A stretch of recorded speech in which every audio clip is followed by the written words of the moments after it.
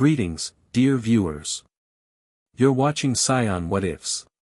We have prepared something special for you today. What if Goku trained in the hyperbolic time chamber forever? Your likes and subscriptions keep this channel alive. If you enjoy our content, please show your support. Now, sit back, relax, and enjoy the story. Chapter 1, Beyond Mortal Limits. Goku stood in the endless white expanse of the hyperbolic time chamber, sweat dripping from his chin as he caught his breath. The familiar weight of the intensified gravity pressed against his shoulders. He'd been in here for months now, chamber time, that is. Outside, barely half a day had passed. Man, I'm just getting started, he said to himself, wiping his brow. The tournament's coming up, but something feels different this time. He'd used the chamber plenty before, the place where one day outside equaled a year inside, but today, as he prepared to leave, a strange thought struck him. What if he didn't go? What if, for once, he pushed past all limits? The door to the outside world stood there, plain and wooden, looking so ordinary despite being the only exit from this dimension of endless white nothingness. Goku walked toward it, then stopped. What if? He muttered, what if I just kept going? The idea gripped him suddenly, not with fear but with exhilaration. No one had ever stayed in the chamber past the time limit. Even he and Gohan had only managed to last a year in the punishing environment. But what if someone stayed longer? Years? Decades? What would happen to their power? Goku turned away from the door, his decision made in that impulsive, Goku-like way that had defined his life. Sorry, Chi-Chi, he whispered. I'll make it up to you. Somehow. He walked back into the infinite whiteness, leaving the door behind. 1 decade passed inside the chamber. Goku's body had adapted to the brutal conditions in ways he never imagined possible. The crushing gravity no longer bothered him, he'd systematically increased it using his ki control until it felt like he was training under the weight of entire planets. Hiya! His scream echoed into nothingness as he unleashed a Kamehameha wave that would have leveled a mountain range in the real world. The energy dissipated into the emptiness of the chamber. His hair flashed between black and the brilliant blue of Super Saiyan God. Super Saiyan, what everyone had taken to calling Super Saiyan Blue. But lately, something was changing. The transformation felt different, like a shell that was growing too small. The first few years had been the hardest. The solitude nearly broke him. Goku had always been surrounded by friends, family, or at least the life of Earth. Here, there was nothing but his own thoughts and the occasional meals he'd create from the chamber's provisions. To cope with the isolation, he'd developed a new meditation technique. Cross-legged in the endless white, he'd focus his mind outward, beyond the chamber's walls, catching glimpses of the outside world. At first, these visions were blurry, inconsistent, just flashes of familiar faces. But as the years passed, his mental projection grew stronger.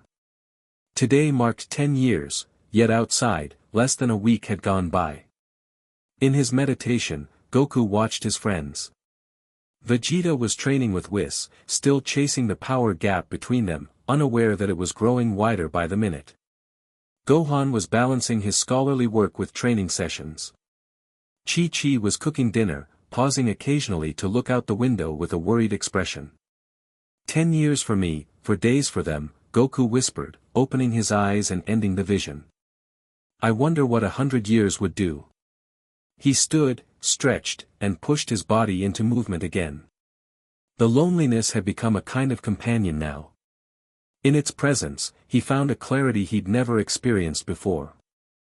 As he trained through his katas, something shifted inside him. The blue aura of his Super Saiyan God form flickered, then steadied into something deeper, more controlled. He'd mastered Ultra Instinct during the Tournament of Power, but this felt different. Not just his body moving without thought, but his energy itself evolving.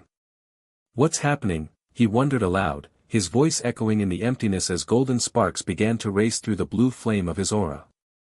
50 years passed in the chamber. Goku sat perfectly still, hovering several feet above the floor. His hair had grown long, cascading down his back, but it was neither black nor any super cyan color. It shimmered with an opalescent quality that seemed to contain all colors and none. Around him, the air itself appeared to bend and warp. The chamber had begun to respond to his presence in strange ways. The endless white sometimes rippled with color when he powered up, as if his energy was affecting the fabric of this pocket dimension. He no longer needed to eat as often. His body had adapted to generate energy from the dimension itself. The transformation had been gradual, first requiring less food, then finding that meditation could sustain him for days, and eventually discovering he could draw energy directly from the chamber's environment. I wonder if I'm still even Cyan anymore, he mused, examining his hand. His body looked the same, but he could feel the difference down to his cells. The endless training had changed him on a fundamental level. In his mind's eye, he reached out to the outside world again. These visions had become crystal clear now, allowing him to watch over his loved ones like a silent guardian. Gohan had a daughter now, Pan was growing up strong. Chi-Chi's hair had a few strands of gray. Vegeta trained relentlessly, having achieved his own mastery of Ultra Instinct, unaware that Goku had already moved far beyond it. Something new caught Goku's attention, a flicker at the edge of his awareness. Not from Earth, not from any place he recognized. It felt like someone was watching him back.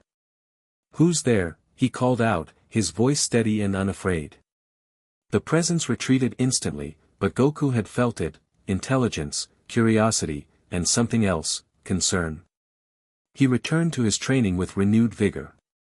The encounter, brief as it was, had broken the monotony of decades of solitude. Something out there had noticed him.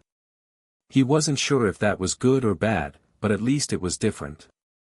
As he powered up, the chamber shuddered. Hairline fractures appeared in the endless whiteness, like cracks in reality itself, glowing with multicolored light before sealing themselves shut. "Oops," Goku said with a small laugh. "Guess I should be more careful." He reduced his power output, but a nagging thought remained. The chamber wasn't designed for this. No one was supposed to stay this long or grow this powerful within its confines. What would happen if he continued? The thought excited him rather than causing concern. Typical Goku. 100 years passed in the chamber. "You're not supposed to be here." The voice startled Goku from his meditation. After a century of solitude, hearing someone else speak was shocking. He opened his eyes to see a figure standing before him, or hovering, rather. She appeared female in form, with skin that shifted colors like the surface of a soap bubble and hair that moved as if underwater despite the lack of wind. "Neither are you, I'm guessing," Goku replied, rising to his feet with fluid grace. "I'm Goku." "Who are you?" The being regarded him with eyes that contained swirling galaxies. "You may call me Kyra. I exist in the spaces between dimensions. Your activities have been causing ripples." Goku rubbed the back of his head sheepishly, a gesture unchanged despite his transformation. "Yeah, sorry about that. I'm just training. For 100 years. Kyra circled him, studying his form with obvious curiosity. "No mortal has ever remained in this dimensional pocket for so long. You're changing it. And it's changing you." Goku looked down at himself. His body glowed with subtle energy even at rest now. "I know. It's pretty amazing, right?" Kyra stopped circling. "Amazing is one word. Dangerous is another. Do you understand what you're becoming, Goku of Earth?" Goku shrugged. "Not really. I just wanted to see how strong I could get." The being made a sound that might have been a laugh. Such a simple answer to explain such a complex event. "You're tearing holes in the dimensional barriers. That's how I found you." To demonstrate her point, Kyra gestured to a spot behind Goku. He turned to see a small fracture in the whiteness, through which colors and shapes swirled in patterns he couldn't comprehend. "I do that?" he asked, approaching the fracture with childlike curiosity. "Yes. Your power has grown beyond what this place can contain. If you continue, the consequences could be significant. Goku considered this. But I'm not hurting anyone, right? These fractures, they heal up. For now, Kyra conceded. But there are those who maintain the boundaries between dimensions. They've noticed the disruptions. They will not be as conversational as I am. You mean they'll want to fight? Goku's eyes lit up, and the chamber trembled slightly in response to his excitement. Kyra's expression showed both exasperation and amusement. You truly are unique, Goku. Most beings would be terrified by such a prospect. Well, I've been in here alone for a long time, he admitted. A good fight sounds pretty great right about now. It wouldn't be a good fight, as you understand it, Kyra warned. The Dimensional Guardians don't battle for sport or growth. They eliminate threats. Oh. Goku's enthusiasm dimmed slightly. I don't want to hurt anybody. I just want to see what I can become. Kyra studied him intently, her galaxy eyes searching for something. Curious. Despite your power, I sense no malice in you. That's unusual. Goku grinned. I'm just me. Always have been. And yet, not entirely. Kyra reached out, her fingertips hovering inches from his chest. Your essence has evolved. You're becoming something between mortal and something else. Is that bad? It's unprecedented, she replied. Which means unpredictable. The multiverse doesn't like unpredictable. Goku laughed. Well, the multiverse is gonna have to deal with it, because I'm not done training yet. Kyra shook her head, but there was the ghost of a smile on her features.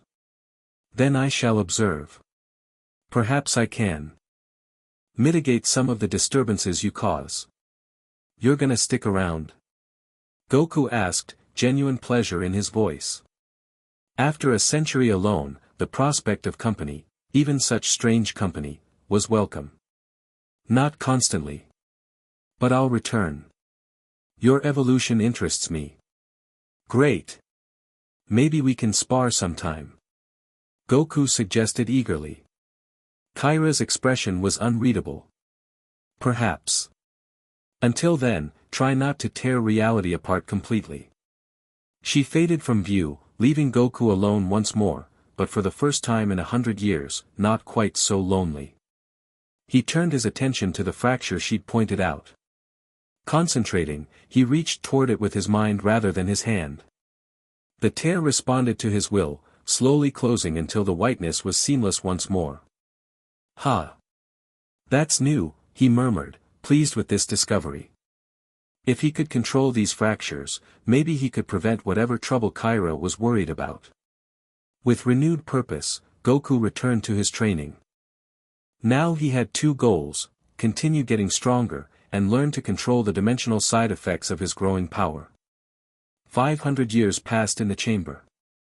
Goku hovered cross-legged above the floor, his body radiating light that shifted between all the colors of his previous transformations and some that had no name. The chamber had become responsive to his will, the endless white space now containing mountains, forests, and oceans he had shaped through pure concentration. He wasn't alone today. Kyra floated nearby, watching as he manipulated the very fabric of the pocket dimension. You've become quite the artist, she commented, gesturing to the landscape he'd created. Though I'm not sure the original designers would approve of your renovations. Goku laughed. It got boring looking at nothing but white for centuries. Besides, I needed different terrains to train in. He'd grown accustomed to Kyra's visits over the centuries. She came and went as she pleased, sometimes absent for what felt like years, other times staying for extended periods. She never fully explained her interest in him, but Goku didn't mind. He enjoyed the company and respected her mysterious nature. The Guardians are growing more concerned, she said, floating closer. Your power signature bleeds through to multiple dimensions now. Yeah, I know, Goku said, descending to stand on a mountain peak he'd created. I can feel them watching sometimes. Why don't they just come talk to me like you did? Kyra's expression grew serious. They don't talk to anomalies, Goku. They correct them. I'm not an anomaly, he protested. I'm just a guy training. A guy who has spent 500 years in isolation, who can reshape dimensional space with a thought, and whose power now registers on cosmic scales. Kyra shook her head. By any definition, you are an anomaly. Goku considered this. I guess it does sound weird when you put it that way. In truth, he'd long since stopped tracking his power in any conventional sense. The transformations he'd known, Super Saiyan, God, Blue, Ultra Instinct, had all merged into something fluid and constant. He existed in a perpetual state of transformation that had become his new normal. Show me what you saw yesterday, Kyra requested. Goku nodded and extended his hand. Above his palm, an image formed, a window looking out into the normal world. Through it, they could see Capsule Corporation, where an elderly Bulma was working in her lab. She's really hanging in there, Goku said fondly. Must be nearly 80 now, but still inventing stuff. The image shifted to show Vegeta, whose hair now contained streaks of gray, training in the gravity chamber with a young man, clearly Trunks' son, given the family resemblance. And Vegeta's still pushing himself. Some things never change. But many things do, Kyra observed as the image shifted again to show Gohan, now middle-aged, teaching a class of university students. They've built lives while you've been in here. A flicker of something, regret, perhaps, crossed Goku's face. Yeah. Sometimes I wonder if I made the right choice. Do you wish to leave? Kyra asked. Goku closed his hand, and the viewing portal vanished. Not yet. I feel like I'm still changing, still becoming whatever it is I'm turning into. If I leave now. You fear you won't complete the transformation, Kyra finished for him. Something like that. Plus, he added with a characteristic grin, I'm curious to see what happens next. As if in response to his words, a massive crack suddenly tore through the sky of his created world. Unlike the small fractures from before, this one split the chamber from horizon to horizon, revealing a swirling cosmic void beyond. Goku. Kyra's voice was sharp with alarm. Control it. He raised his hands, concentrating on the tear as he'd done hundreds of times before.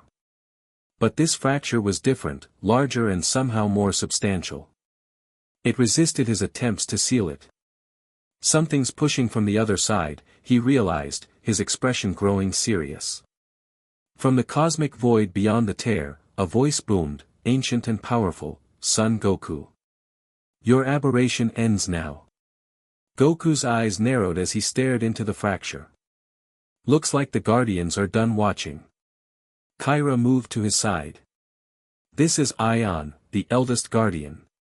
If he's come personally. Then things are about to get interesting, Goku finished, a familiar excitement building within him despite the danger. Through the tear, a figure began to materialize, humanoid in basic shape but composed of what looked like condensed cosmic matter, with stars and galaxies swirling within its form. 500 years, Goku said, rolling his shoulders as he prepared to face this new challenge. That's a pretty long training session, even for me. Let's see what it got me. The cosmic being fully emerged from the fracture, towering over the landscape Goku had created. Its voice resonated through the chamber, your existence threatens the fabric of dimensional reality. You will be neutralized. Goku's aura flared around him, not the gold of a Super Saiyan or the blue of a god, but something that contained fragments of every transformation he'd ever achieved, blended into something entirely new. You know, Goku called up to the enormous figure, his voice carrying easily despite the difference in size, usually I'd say, let's fight, right about now.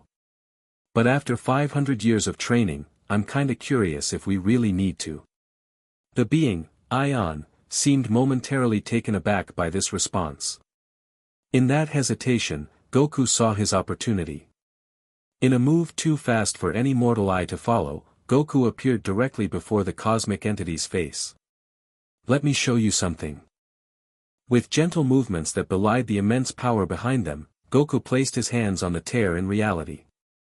Under his touch, the fabric of the chamber began to heal, the fracture slowly closing despite Ion's presence. "See? I can fix it," Goku said, his voice casual but his concentration intense. "I'm not trying to break anything. I'm just training." "Impossible," Ion's voice thundered, though there was a note of surprise in it. "No mortal can manipulate dimensional boundaries." "Yeah, well," Goku replied as the tear sealed completely, leaving no trace it had ever existed, "I'm not sure 'mortal' is the right word for me anymore." Ion regarded Goku with cosmic eyes that had witnessed the birth and death of universes. "What are you, Son Goku?" For the first time in their confrontation, Goku looked uncertain. "I honestly don't know. I came in here as a scion from Earth. What I'm becoming?" He shrugged. "I'm figuring that out as I go." Kyra floated forward. "Ion, I have been observing him. Despite his power, he poses no intentional threat to dimensional stability. Intention is irrelevant. Effect is what concerns us." The cosmic being's attention returned to Goku. "Your continued existence in this state creates instability. Then teach me to control it better," Goku suggested, his solution straightforward as always. "I'm a quick learner." The chamber fell silent as Ion considered this unprecedented request. No mortal had ever addressed a guardian as an equal, let alone asked for tutelage. Finally, the cosmic being spoke again, curious. "In all my existence, I have never encountered your like, Son Goku." "I get that a lot," Goku replied with a grin. A sound emanated from Ion that might have been laughter, if cosmic entities could laugh. "Very well. I shall observe longer before rendering judgment."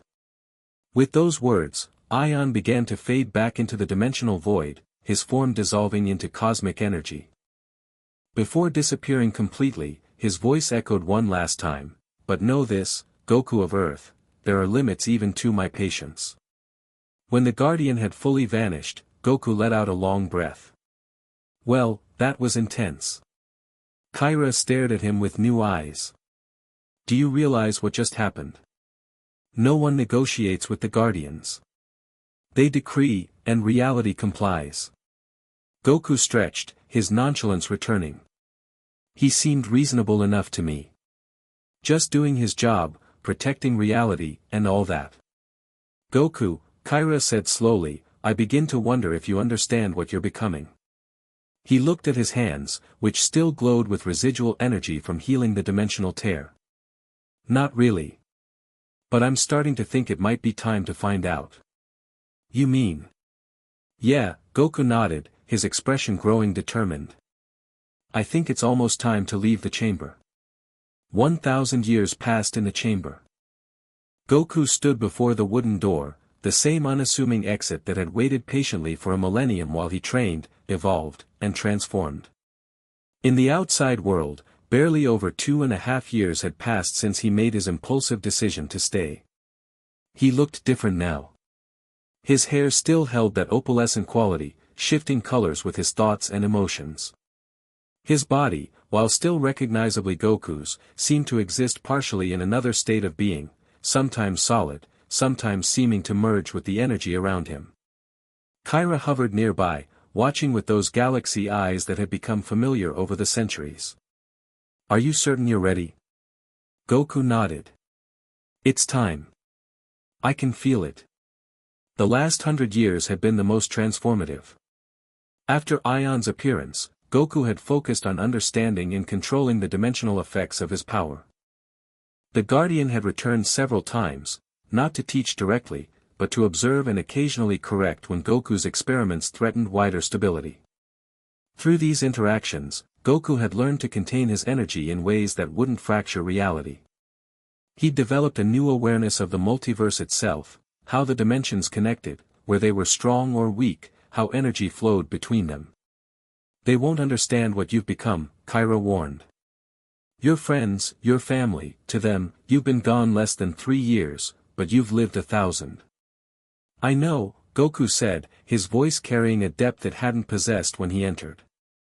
But I can't stay here forever. Can't you? Kyra asked softly. You've practically become part of this dimension. Goku smiled at her. That's exactly why I need to leave. I'm still Goku. Still a scion from Earth, no matter what else I've become. If I forget that. He left the thought unfinished, but Kyra nodded in understanding. Will I see you again? He asked her. Perhaps. I exist between all dimensions. Earth's reality is just another space I can visit. She tilted her head, studying him one last time. Though I suspect your emergence will create quite the commotion among the cosmic entities. I may be busy for a while. Goku laughed, the same carefree sound it had always been, despite the millennium of solitude. Some things about him remained unchanged. Well, if you're ever around Earth, stop by for dinner. Chi-Chi's probably gonna be pretty mad at me, but she makes the best food when she's angry. Kyra's expression softened. I shall remember the invitation. Farewell, Goku. The multiverse will never be the same after what you've done here. Was it worth it? He asked suddenly, a rare moment of introspection. That, she replied, is for you to decide. With a final nod of acknowledgement, Kyra faded from view, leaving Goku alone before the door. He took a deep breath, placed his hand on the wooden surface, and pushed it open. Light from the outside world, the normal world, spilled into the chamber, momentarily blinding him after 1,000 years in the chamber's different quality of light. Goku stepped through the doorway, back into the world he'd left behind a millennium ago, or just 2.5 years, depending on how you counted. Yo, he called out, his voice echoing through the lookout. Anybody home? For a moment, there was silence. Then the sound of running footsteps. Dend appeared first, the young Namekian guardian stopping short at the sight of him. Goku? Is that you? Heya, Dend. Goku waved casually, as if he hadn't been gone for a subjective millennium. Man, you haven't changed a bit. More footsteps, and Mr. Popo appeared beside Dend, his eyes widening. Goku. We thought, when you didn't come out after so long. Sorry about that, Goku rubbed the back of his head in that familiar gesture. I kinda lost track of time in there. That was the understatement of the millennium, but how could he explain what he'd experienced? How do you tell someone you've lived 1,000 years in the blink of an eye? Dend approached cautiously, his expression a mixture of joy and concern. Goku, you're different. Yeah, I guess I am, Goku acknowledged, looking down at his subtly glowing form. He concentrated briefly, and the glow dimmed, making him appear more normal, more like the Goku who had entered the chamber. It was a facade, but a comforting one. How long was I in there? Outside time, I mean, he asked. 2 years, 7 months, and 16 days, Mr. Popo answered precisely. Goku whistled. Ha! Longer than I thought. Chi-Chi's gonna be super mad. Dend couldn't take his eyes off Goku. What happened to you in there? Goku smiled, and for a brief moment, something ancient and cosmic flickered in his eyes. That's kind of a long story. But right now, I really want to see my family. And get some food. I haven't had Chi-Chi's cooking in. He paused, realizing they wouldn't understand if he said 1,000 years. Well, in way too long. Of course, Dend nodded, still looking slightly dazed. But Goku, your energy, it's unlike anything I've ever sensed. It's like you're not entirely here. Yeah, that's gonna take some getting used to, Goku admitted. For all of us. He walked to the edge of the lookout and gazed down at the earth below, the planet he protected so many times. From this height, he could see the curvature of the world, the blue oceans, the green and brown land masses. It looked so small now, so fragile. For a millennium, he'd caught glimpses of this world through his meditative viewing. He'd watched his friends age, his son become a man, his grandson grow up. He'd observed battles fought and won without him. Life had continued in his absence. And now he was back, no longer just the Scion warrior who loved to fight, but something else. Something more. Goku? Den's voice pulled him from his thoughts. Sorry, just taking it all in, Goku replied.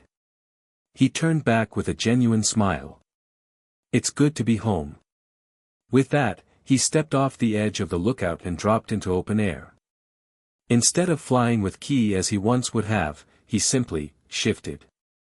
His form blurred, and he vanished, moving through space in a way that defied conventional understanding. As he reappeared above his small house in Mount Paozu, Goku took a moment to prepare himself.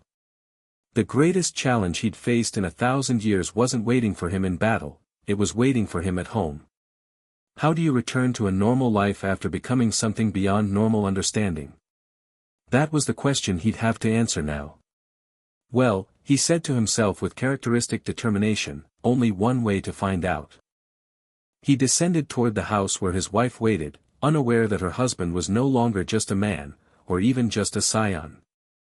For better or worse, Goku had transcended those limitations during his eternal training. Now he just had to figure out what that meant for the life he'd left behind. Chapter 2, Fractures. The small house on Mount Paozu hadn't changed much in the years Goku had been gone. The garden looked a bit different, more organized than Chi-Chi usually kept it, which meant Gohan had probably been helping out. The laundry still hung on the line, billowing in the mountain breeze. So normal. So unchanged. Goku hesitated before landing. What would Chi-Chi think of him now?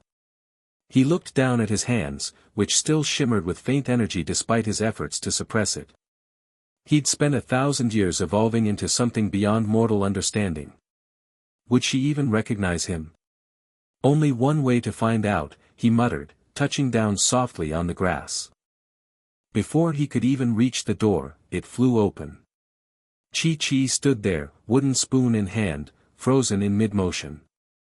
Her hair had a few more gray strands than when he'd left, and the lines around her eyes had deepened, but she was still unmistakably his Chi-Chi. Jigoku? Her voice cracked. Hey, Chi-Chi. I'm back. He gave his biggest, goofiest grin, the one that had gotten him out of trouble countless times before. Not this time. The wooden spoon clattered to the ground. Chi-Chi staggered forward, her eyes wide with disbelief. 2.5 years, Goku. 2.5 years. Yeah, about that, he started, rubbing the back of his head. She lunged forward, and for a split second, Goku thought she was going to hit him. Instead, her arms wrapped around him with surprising strength, her face buried against his chest. You idiot, she whispered, her voice muffled against him. You complete and utter idiot. Goku's arms encircled her automatically, but he kept his touch gentle, afraid his changed nature might somehow harm her. I'm sorry, Chi-Chi, I really am. She pulled back to look at him, really look at him, and that's when her expression changed from relief to confusion. Goku, what happened to you? Your hair, your eyes, you're glowing. It's kind of a long story, he said, trying to maintain his casual tone despite the weight of a millennium's experiences behind it. But I'm still me. Promise. Chi-Chi reached up to touch his face, her fingers trembling. You feel different. Like you're not quite solid. Yeah, that's new, he admitted. Still getting the hang of controlling it. She stepped back, arms crossed. The shock was wearing off, replaced by the familiar irritation that was Chi-Chi's default when dealing with Goku's antics. Well, you can explain over dinner. Gohan and Videl are coming with Pan. I was just preparing food. Food? Goku's eyes lit up. Despite everything, some things never changed. Man, I've missed your cooking, Chi-Chi. Something in his voice must have sounded different, because Chi-Chi paused, studying him with narrowed eyes. How long were you in that chamber, Goku? And don't lie to me. Goku hesitated. How do you tell someone you've lived a millennium in their absence? About 1,000 years, give or take, he said finally, deciding that with Chi-Chi, honesty was always the best policy. The color drained from her face. What? Chamber time, he clarified quickly. One day out here is a year in there, remember? I just stayed a little longer than planned. 1,000 years, Chi-Chi repeated numbly. You lived 1,000 years in there. Alone? Well, not completely alone, Goku said, thinking of Kyra and his encounters with Aion. But yeah, mostly. Chi-Chi stared at him, tears welling in her eyes. Goku, you're over 1,000 years old now. He nodded, unsure what to say. In her eyes, he saw not just shock or anger, but something worse, the beginning of fear. Fear of him, of what he'd become. I'm still me, Chi-Chi, he said softly. Just, more me, I guess. Before she could respond, a familiar energy signature approached, several, actually. Gohan, Videl, and young Pan were flying toward the house. That's them, Chi-Chi said, wiping her eyes quickly. Don't tell them everything at once, Goku. It's too much. Goku nodded, concentrating to make his appearance more normal. The glow subsided further, his hair settling into a more natural black, though the opalescent shimmer couldn't be completely hidden. Gohan landed first, his scholarly glasses slightly askew as always. He'd filled out more in Goku's absence, looking less like the bookish professor and more like the warrior he'd been raised to be. Videl touched down beside him, holding a giggling Pan, who looked about 7 years old now. Gohan froze mid-step when he saw his father. Dad? Hey, son. Goku called, waving cheerfully. Man, you're looking good. Been training more, huh? Dad. Gohan rushed forward, embracing Goku with enough force to move a normal person. Goku didn't budge an inch. You're back. We thought, when you didn't come out after the first year.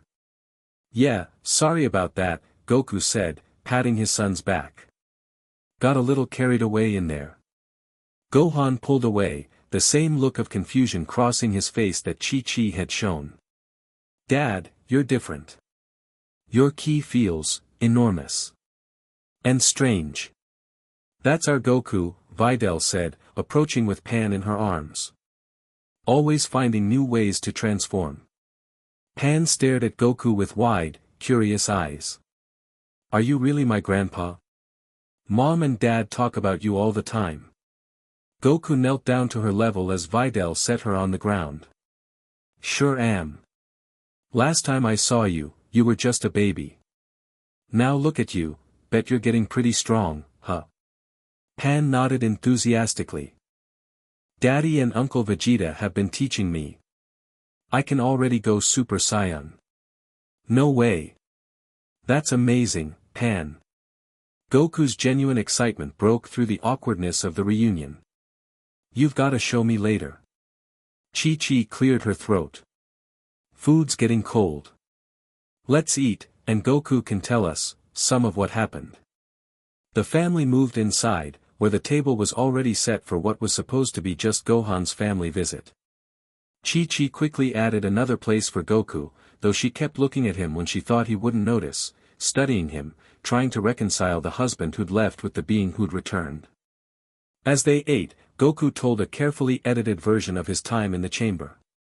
He mentioned training for a long time, but avoided the specific time frame. He talked about developing new techniques and transformations but left out the dimensional fractures and cosmic entities. He kept his tone light and casual, punctuated with his characteristic laughs and exclamations over the food. But Gohan wasn't fooled. Halfway through dinner, he set down his chopsticks and fixed Goku with a serious look. Dad, what really happened in there? Your energy signature is unlike anything I've ever felt, even different from the gods. Goku sighed, setting down his 20th bowl of rice. I stayed in the chamber a lot longer than anyone was meant to, Gohan. It changed me. How long? Gohan pressed. Chi-Chi shot Goku a warning look, but he'd never been good at keeping secrets from his son. About 1,000 years, chamber time. Videl gasped. Pan's eyes went wide with childlike wonder. Wow! You're super old, Grandpa. Despite the tension, everyone laughed at Pan's innocent reaction.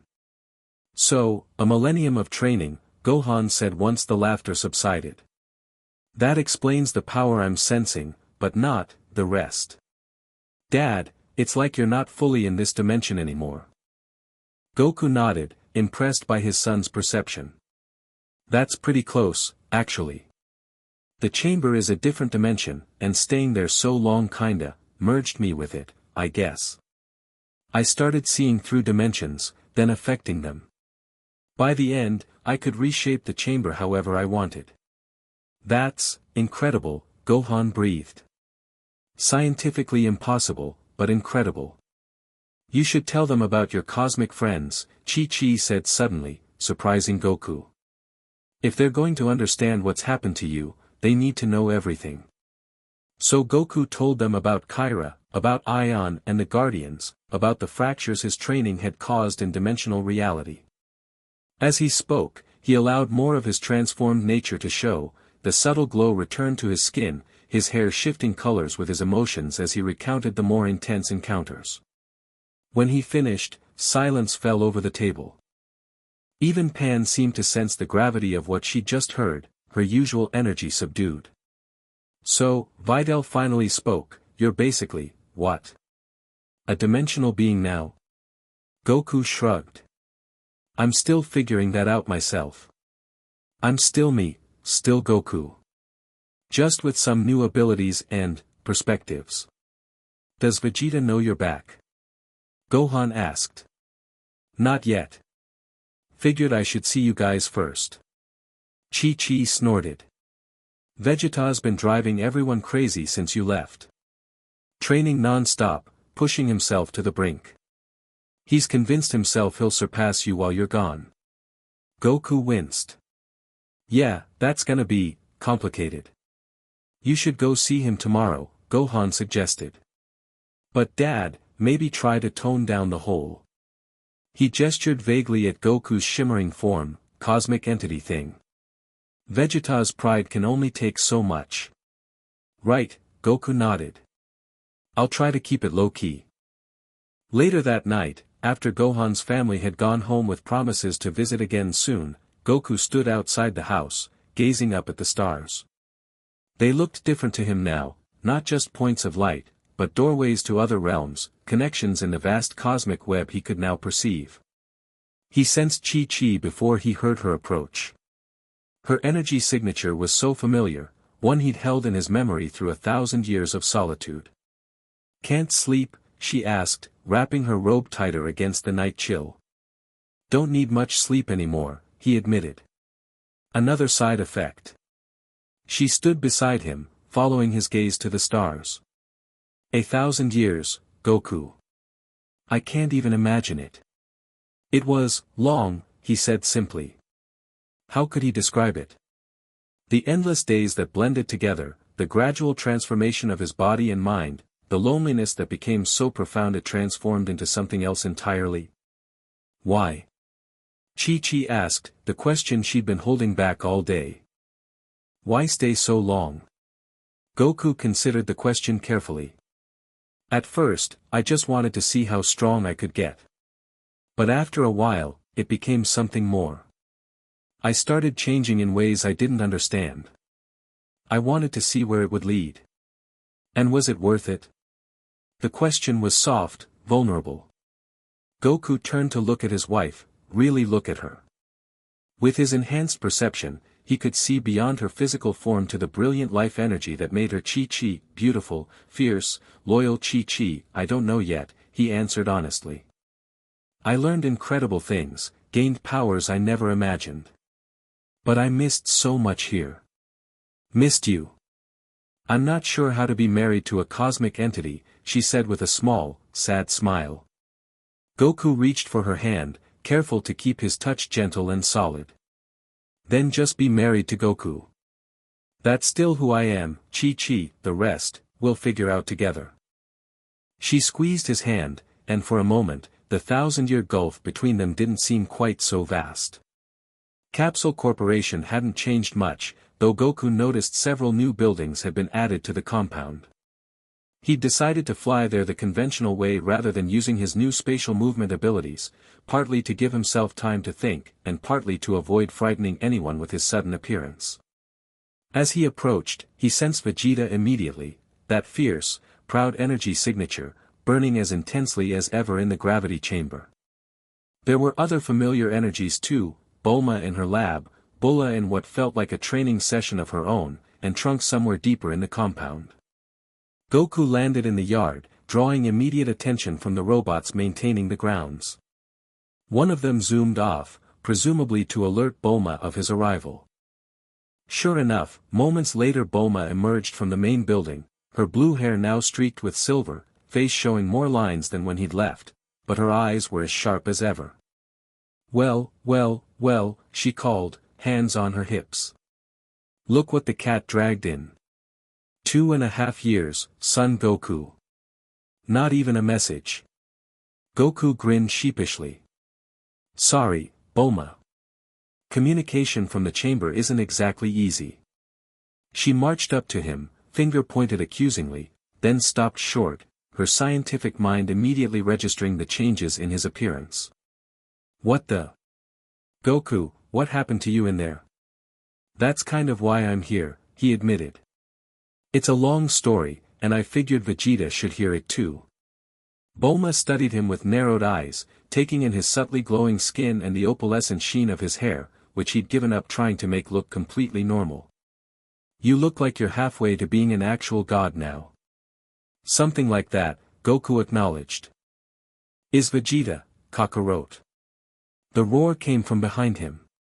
Goku turned to see Vegeta storming across the lawn, his training clothes soaked with sweat, his expression a mixture of fury and anticipation. "Hey, Vegeta. Long time no, spare me your idiotic pleasantries," Vegeta snapped, stopping a few paces away. His eyes widened slightly as he took in Goku's altered appearance. "What absurd transformation have you achieved this time?"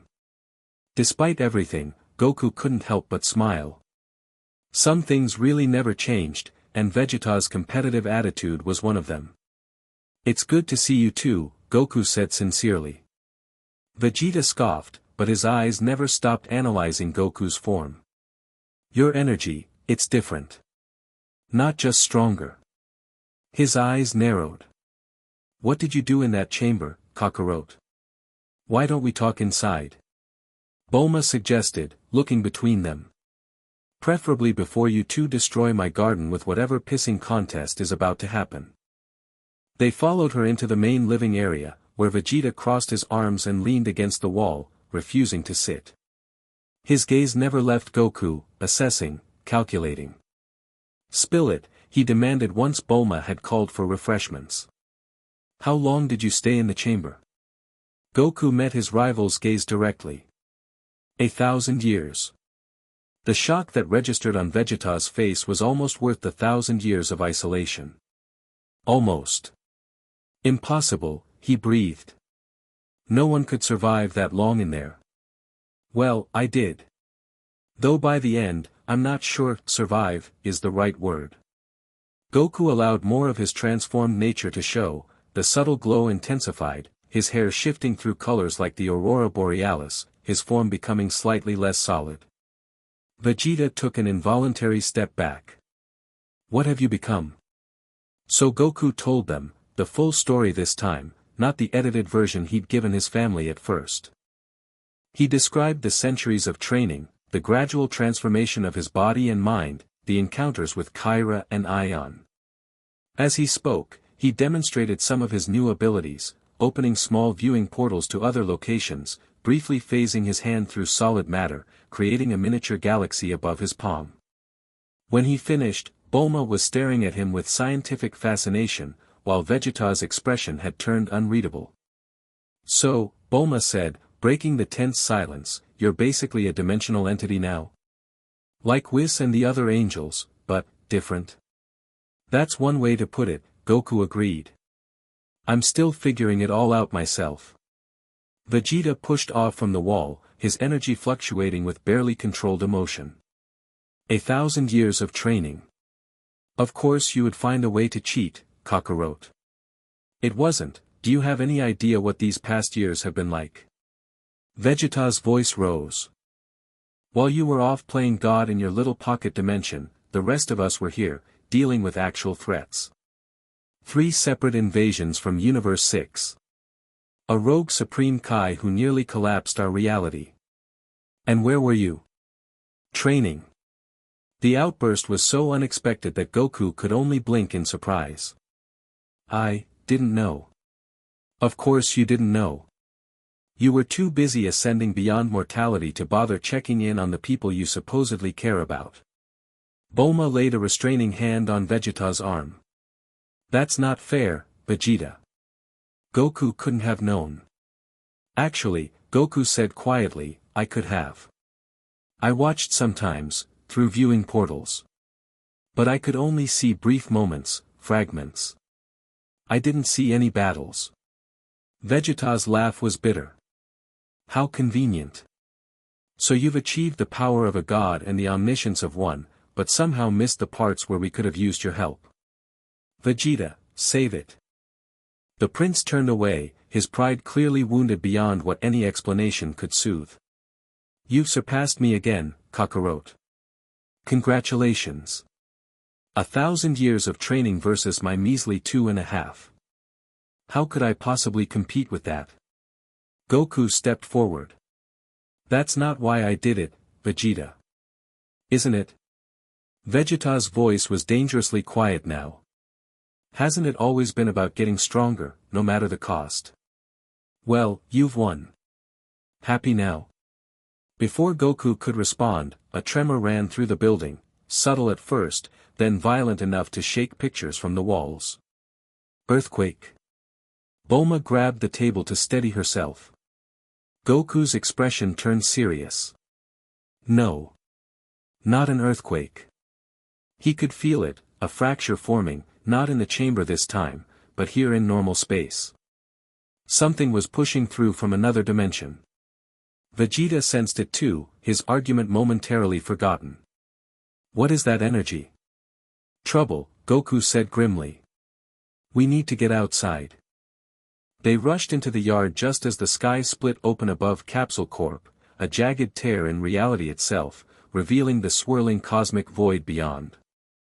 From the fracture poured what looked like liquid starlight, forming into humanoid shapes as it touched the ground. Dimensional guardians, Goku explained, stepping forward. They're here for me. Naturally, Vegeta muttered. Your first day back, and already cosmic entities are invading. The starlight being solidified, a dozen figures with vaguely humanoid forms but composed of what looked like condensed cosmic matter. In their center materialized a larger figure that Goku recognized immediately. Ion, he called out. I thought we had an understanding. The cosmic entity's voice resonated not through air but directly into their minds. The understanding was contingent upon your remaining contained, Son Goku. You have returned to normal space. The situation has changed. Bulma stepped up beside Goku, fearless as always. Excuse me, cosmic whatever you are, but this is private property. You can't just tear holes in reality and invite yourself over. If cosmic entities could express surprise, Ion seemed momentarily taken aback by this small human woman addressing him so directly. Your realm is in danger, Ion communicated. This being, a gesture toward Goku, has evolved beyond your dimensional constraints. His presence destabilizes your reality. Oh please, Bulma rolled her eyes. We've dealt with gods of destruction, evil emperors, and androids programmed to annihilate all life. Goku's our friend. If he's gotten a power upgrade, that's our good fortune. Vegeta moved to Goku's other side, his earlier anger seemingly set aside in the face of external threat. The woman is right. Kakarot may be an idiot, but he's our idiot. Whatever he's become, he's still a defender of Earth. Goku glanced at Vegeta, surprised and touched by the show of solidarity. Ion's cosmic form seemed to pulse with frustration. You do not comprehend the danger. Already, his presence creates instability. To demonstrate, the entity gestured to the area around Goku, where reality seemed to ripple slightly, plants growing at accelerated rates, small objects briefly defying gravity, time itself moving inconsistently. Yeah, I'm still working on controlling that, Goku admitted. But I'm getting better at it. Give me a chance, Ion. The risk is too great. The Cosmic Guardians moved forward in unison, surrounding Goku, Vegeta, and Bulma in a circle of starlight beings. Wait, Goku held up his hands. There's no need for this to get messy. Too late, Vegeta smirked, dropping into a fighting stance. I've been itching for a good fight anyway. Vegeta, no. Goku warned. These aren't enemies you can beat with physical strength. They exist beyond conventional dimensions. Watch me try, the prince retorted, his aura flaring blue as he accessed his Super Saiyan Blue form. Before Goku could stop him, Vegeta launched himself at the nearest guardian, fist cocked back for a devastating punch. His attack passed straight through the cosmic being as if it weren't there, sending Vegeta tumbling through the air in surprise. I told you, Goku called out, they don't fully exist in our dimension. The Guardians raised their arms in unison, and reality around Goku began to distort, a containment field of some kind, attempting to isolate him from the dimension. Goku sighed. Sorry about this, he murmured, unsure if he was apologizing to Ion or his friends. Then he responded, not with brute force, but with dimensional manipulation of his own. The air around him shimmered as he exerted his will against the containment field, pushing back against the Guardian's power. The resulting clash sent ripples of energy across the Capsule Corp grounds, warping reality in expanding waves. Grass grew, died, and regrew in seconds. A tree aged a century, then reverted to a sapling. The very air seemed to crystallize in patterns before shattering back to normal.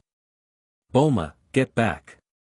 Goku shouted, seeing the danger to ordinary beings caught in this dimensional conflict. Vegeta grabbed Bulma and flew her to what he hoped was a safe distance, his expression a mixture of shock and grudging admiration at the display of power before him. Enough! Ion's mental voice boomed. You will destabilize this entire region. Then back off. Goku's voice carried new authority, the weight of a millennium of evolution behind it. I don't want to fight you, Ion. But I won't let you remove me from my home. The standoff intensified, reality fluctuating wildly around the conflicting dimensional forces. In the distance, Goku could sense the approach of familiar energy signatures, Gohan, Piccolo, Krillin, and others, responding to the massive disturbance. More mortals approach, Ion observed. You would risk them in this conflict? Goku's expression hardened. You're the one who brought this conflict here. I was managing fine until you showed up. Were you? The cosmic entity gestured to the fractured reality around them. Your mere presence causes distortions. They will worsen as your power grows. Then help me control it, Goku countered. You did in the chamber. Why not here? The chamber is a contained dimension. This realm connects to countless others. The risk is exponentially greater. As they argued, a new tier opened in the sky, different from Ion's entrance. From this fracture emerged a familiar figure, Kyra, her form shifting colors as she floated down between Goku and the Guardians. Ion, she addressed the cosmic entity directly, this confrontation is premature. Kyra. You exceed your authority by interfering. And you exceed yours by threatening a being who has shown no hostile intent, she countered. The Council has not authorized containment. Ion's cosmic form seemed to pulse with irritation. The Council moves too slowly. The threat is immediate. What threat? Bulma called out from where she stood with Vegeta. Goku's been back less than 2 days and hasn't hurt anyone.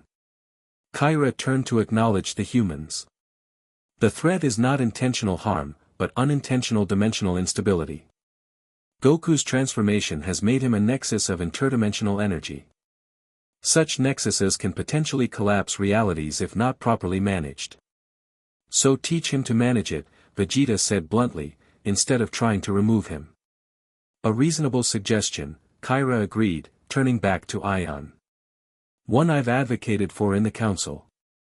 Ion's form shifted, seeming to confer with the other guardians in some silent communication. Finally, the cosmic entity's voice resonated again, the council demands observation. One cycle of this world. If the disruptions worsen, containment will be enforced. Meaning? Bulma demanded.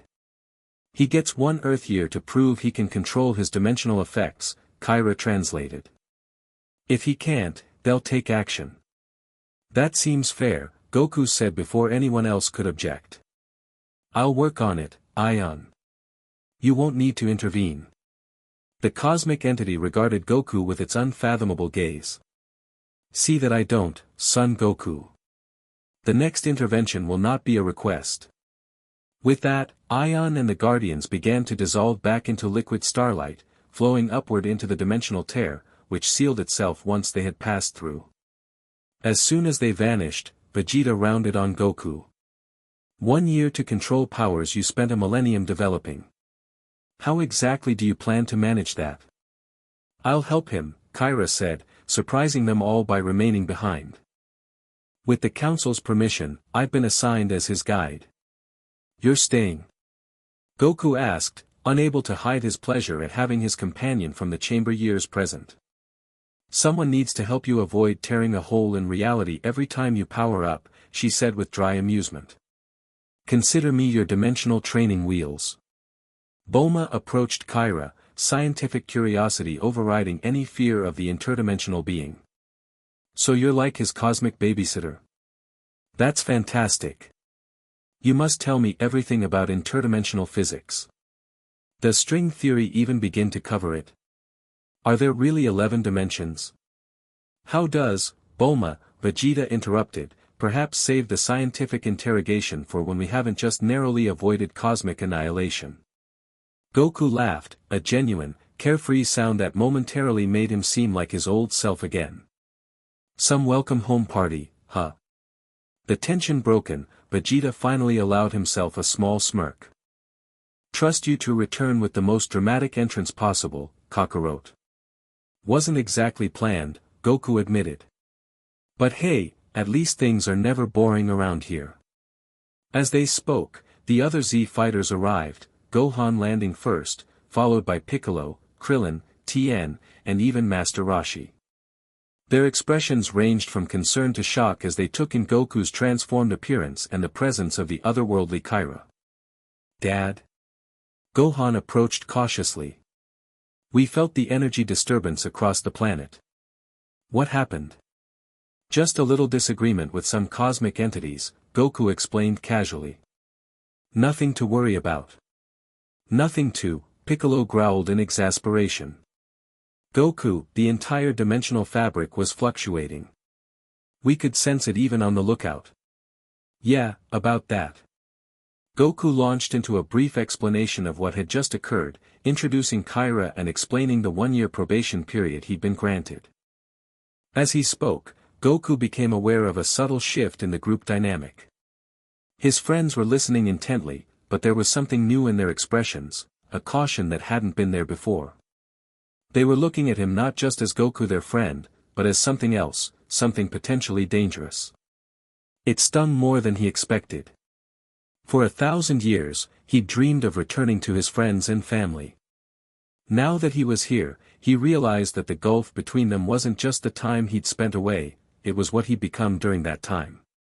Kyra, sensitive to his thoughts, moved to his side. They'll adjust, she said quietly. It's a lot to take in. I know, Goku replied. I just didn't think it would be this awkward. You've had 1,000 years to get used to your transformation. They've had minutes. She had a point, of course. Patience had never been Goku's strong suit, but a millennium in isolation had taught him a thing or two about waiting.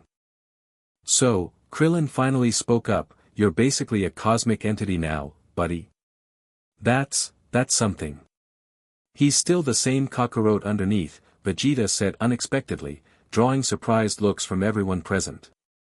Just with more power to cause trouble.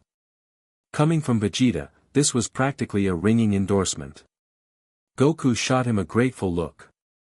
Which means, the prince continued with a predatory grin, that once he gets these new powers under control, we can finally have that rematch, Kakarot. Without dimensional babysitters interfering. And just like that, the tension broke. Everyone laughed, and for a moment, it felt like old times, Vegeta challenging Goku, the others shaking their heads at the eternal rivalry. "You're on," Goku agreed, his eyes lighting up at the prospect of a good fight, however one-sided it might be. As the group began to disperse, plans made for a proper reunion party once things had settled down, Goku found himself standing alone with Kyra and Vegeta.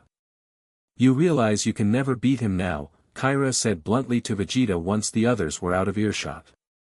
"He's evolved beyond physical competition." Vegeta's expression hardened.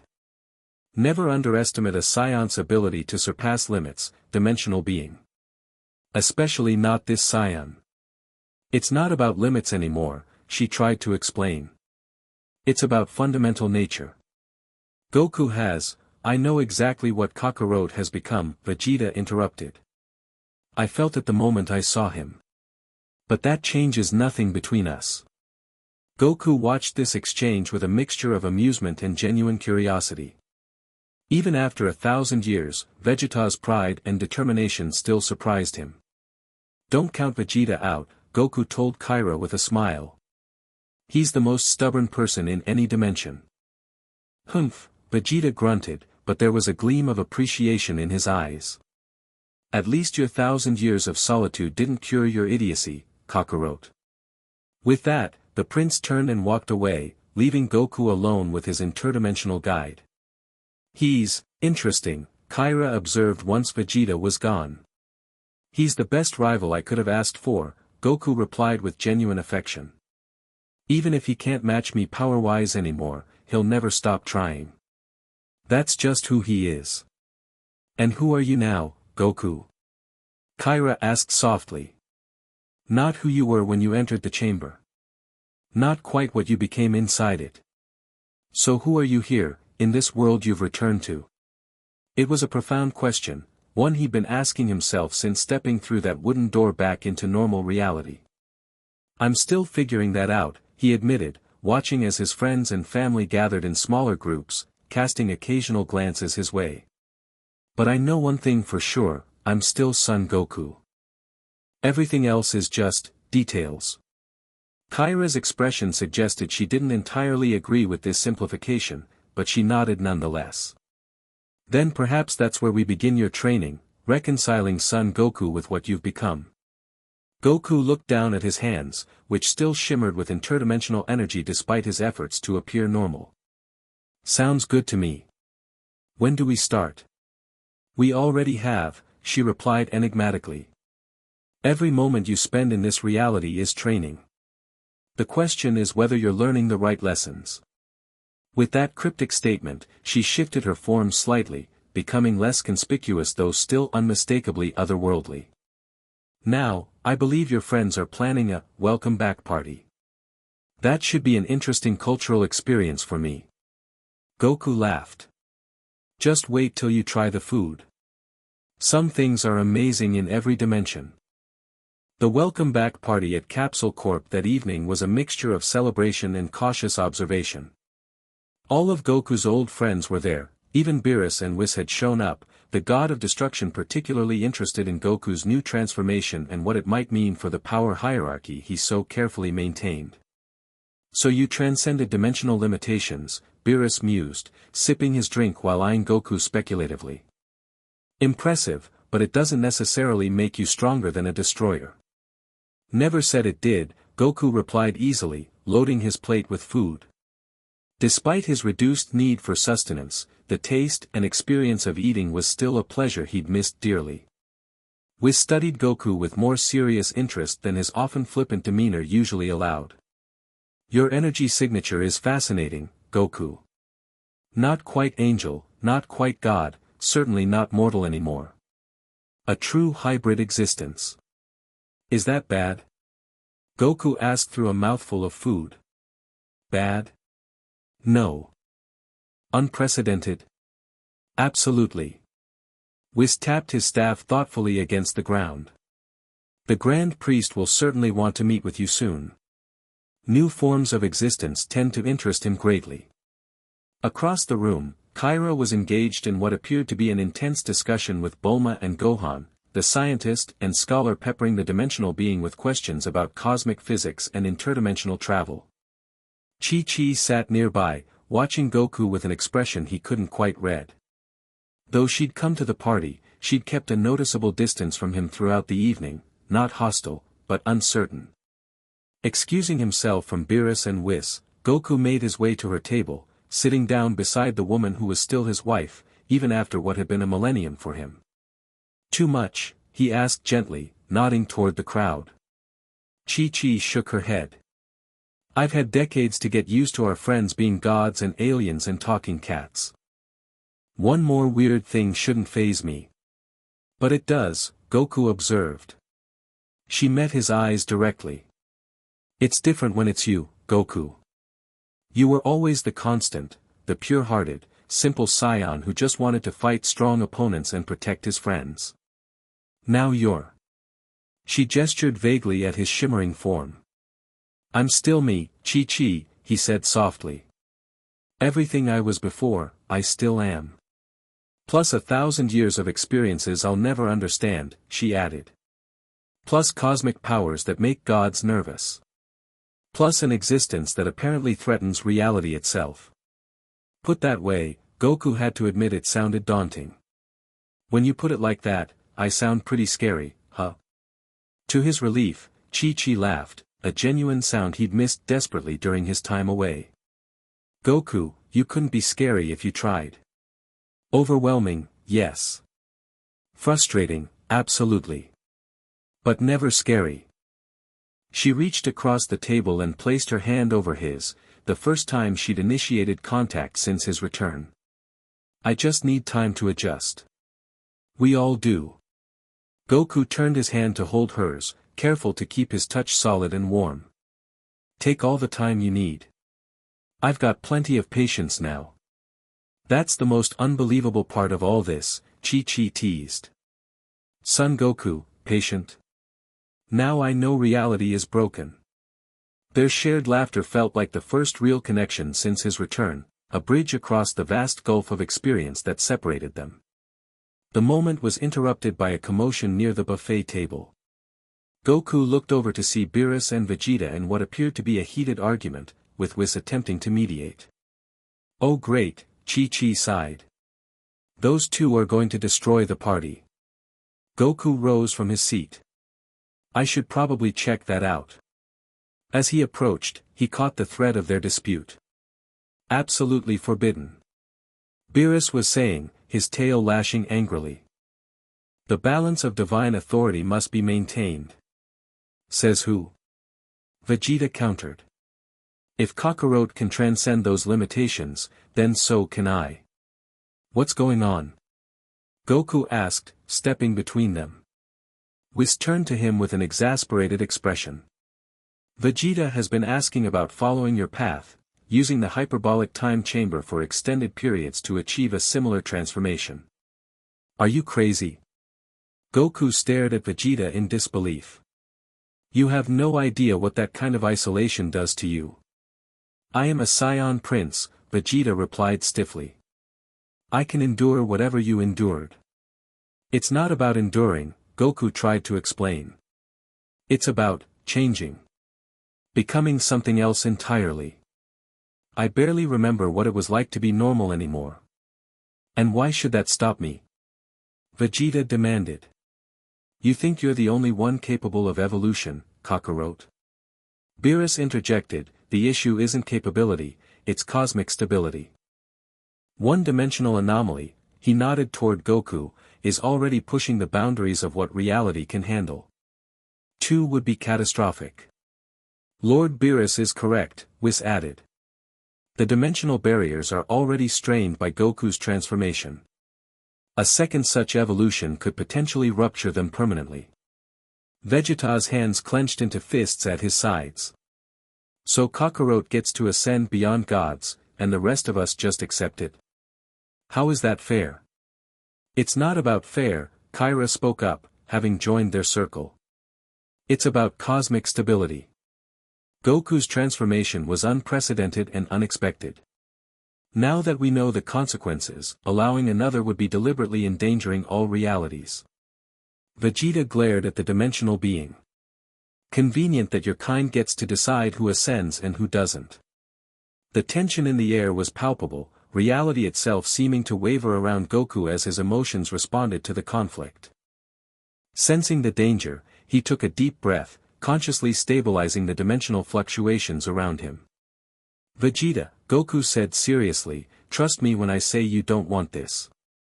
Not the way it happened to me. Don't presume to know what I want, Kakarot. Then fight me, Goku suggested suddenly. Right now. 1 round, full power. If you can land a single hit on me, I'll help you find another way to reach this level. The room fell silent at this challenge. Everyone present knew what it meant. Goku was offering Vegeta a chance to test himself against whatever Goku had become. Vegeta's eyes narrowed. You're that confident? It's not about confidence, Goku replied. It's about showing you what you're asking for. The prince considered this for a long moment, his pride warring with his tactical mind.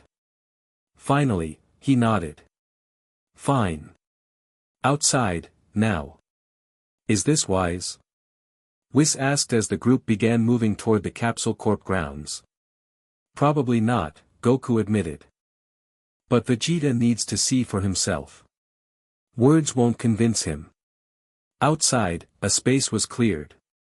The other Z fighters formed a wide circle, anticipation and concern mingling in their expressions. Beerus and Whis watched with undisguised interest, while Kyra observed with a knowing look. She'd seen what Goku was capable of in the chamber. Vegeta took his position opposite Goku, dropping into his fighting stance. His aura flared brilliant blue as he immediately accessed his full Super Saiyan Blue power, enhanced by the evolution of his training during Goku's absence. Don't hold back, Kakarot, he warned. I want to see everything you've become. Goku nodded, relaxing his restraint on his transformed nature. His form shimmered, the opalescent glow intensifying as his hair flowed with cosmic energy. He didn't take a fighting stance, he didn't need to anymore. Ready when you are, he said simply. Vegeta didn't hesitate. With a roar, he launched himself at Goku, moving so fast that most of the observers saw only a blur of blue energy. His attack was perfect, a combination of speed, power, and precision honed through decades of relentless training. It never connected. To Vegeta, it was as if Goku had simply stopped existing at the point of impact. Not dodging, not blocking, simply not being where the attack landed, while still appearing to stand in the same spot. Vegeta passed through the afterimage, skidding to a halt several yards away. He spun, eyes wide with shock, to find Goku standing exactly where he had been, apparently unmoved. What? Vegeta began, but Goku cut him off. I didn't dodge in the conventional sense, he explained. I shifted partially out of this dimensional plane at the moment of impact. Your attack passed through the space where I both was and wasn't. Vegeta's expression hardened. Again, he snarled, charging once more. This time, his assault was even more ferocious, a barrage of punches and kicks, each executed with flawless technique. To the observers, it looked like Vegeta was attacking a ghost. His blows passed through Goku's form as if it were made of light, while Goku himself remained stationary, not even bothering to raise his arms in defense. After nearly a minute of this futile assault, Vegeta backed away, breathing hard more from frustration than exertion. Fight back, he demanded. Stop this passive nonsense and show me your real power. Goku shook his head. That's not the point of this demonstration, Vegeta. Then what is? The prince spat. This. Goku raised his hand, and reality around them shifted. Suddenly, they were no longer in the capsule corp yard but standing on what appeared to be the surface of a star, heat and light surrounding them, yet somehow not harming them. What? Vegeta looked around in shock. We haven't moved, Goku explained. I've just altered your perception of reality. We're still exactly where we were, but I've allowed you to see through dimensional barriers. The star surface faded, replaced by a view of Earth from space, then by a kaleidoscopic tunnel of light and energy that made Vegeta physically dizzy. Stop this, he growled. The visions ceased immediately, reality snapping back to normal. They were standing in the capsule corp yard once more, the concerned faces of their friends surrounding them. That's what you're asking for, Vegeta, Goku said quietly. Not just more power, but a completely different way of experiencing reality. I can't even remember what it was like to see the world as I used to. Everything is layers now, dimensions within dimensions. Nothing is solid or fixed anymore. Vegeta stared at him, his pride visibly warring with the reality of what he'd just experienced. One last chance, he said finally. One attack, my absolute maximum. Goku nodded. Go ahead. Vegeta took a deep breath, centering himself. His aura flared brighter, the blue deepening as he pushed to his absolute limits. With a primal roar, he summoned every ounce of power he possessed, his form briefly flickering with the silver gleam of Ultra Instinct, a technique he'd mastered during Goku's absence. The energy he gathered was staggering, causing the very ground to tremble.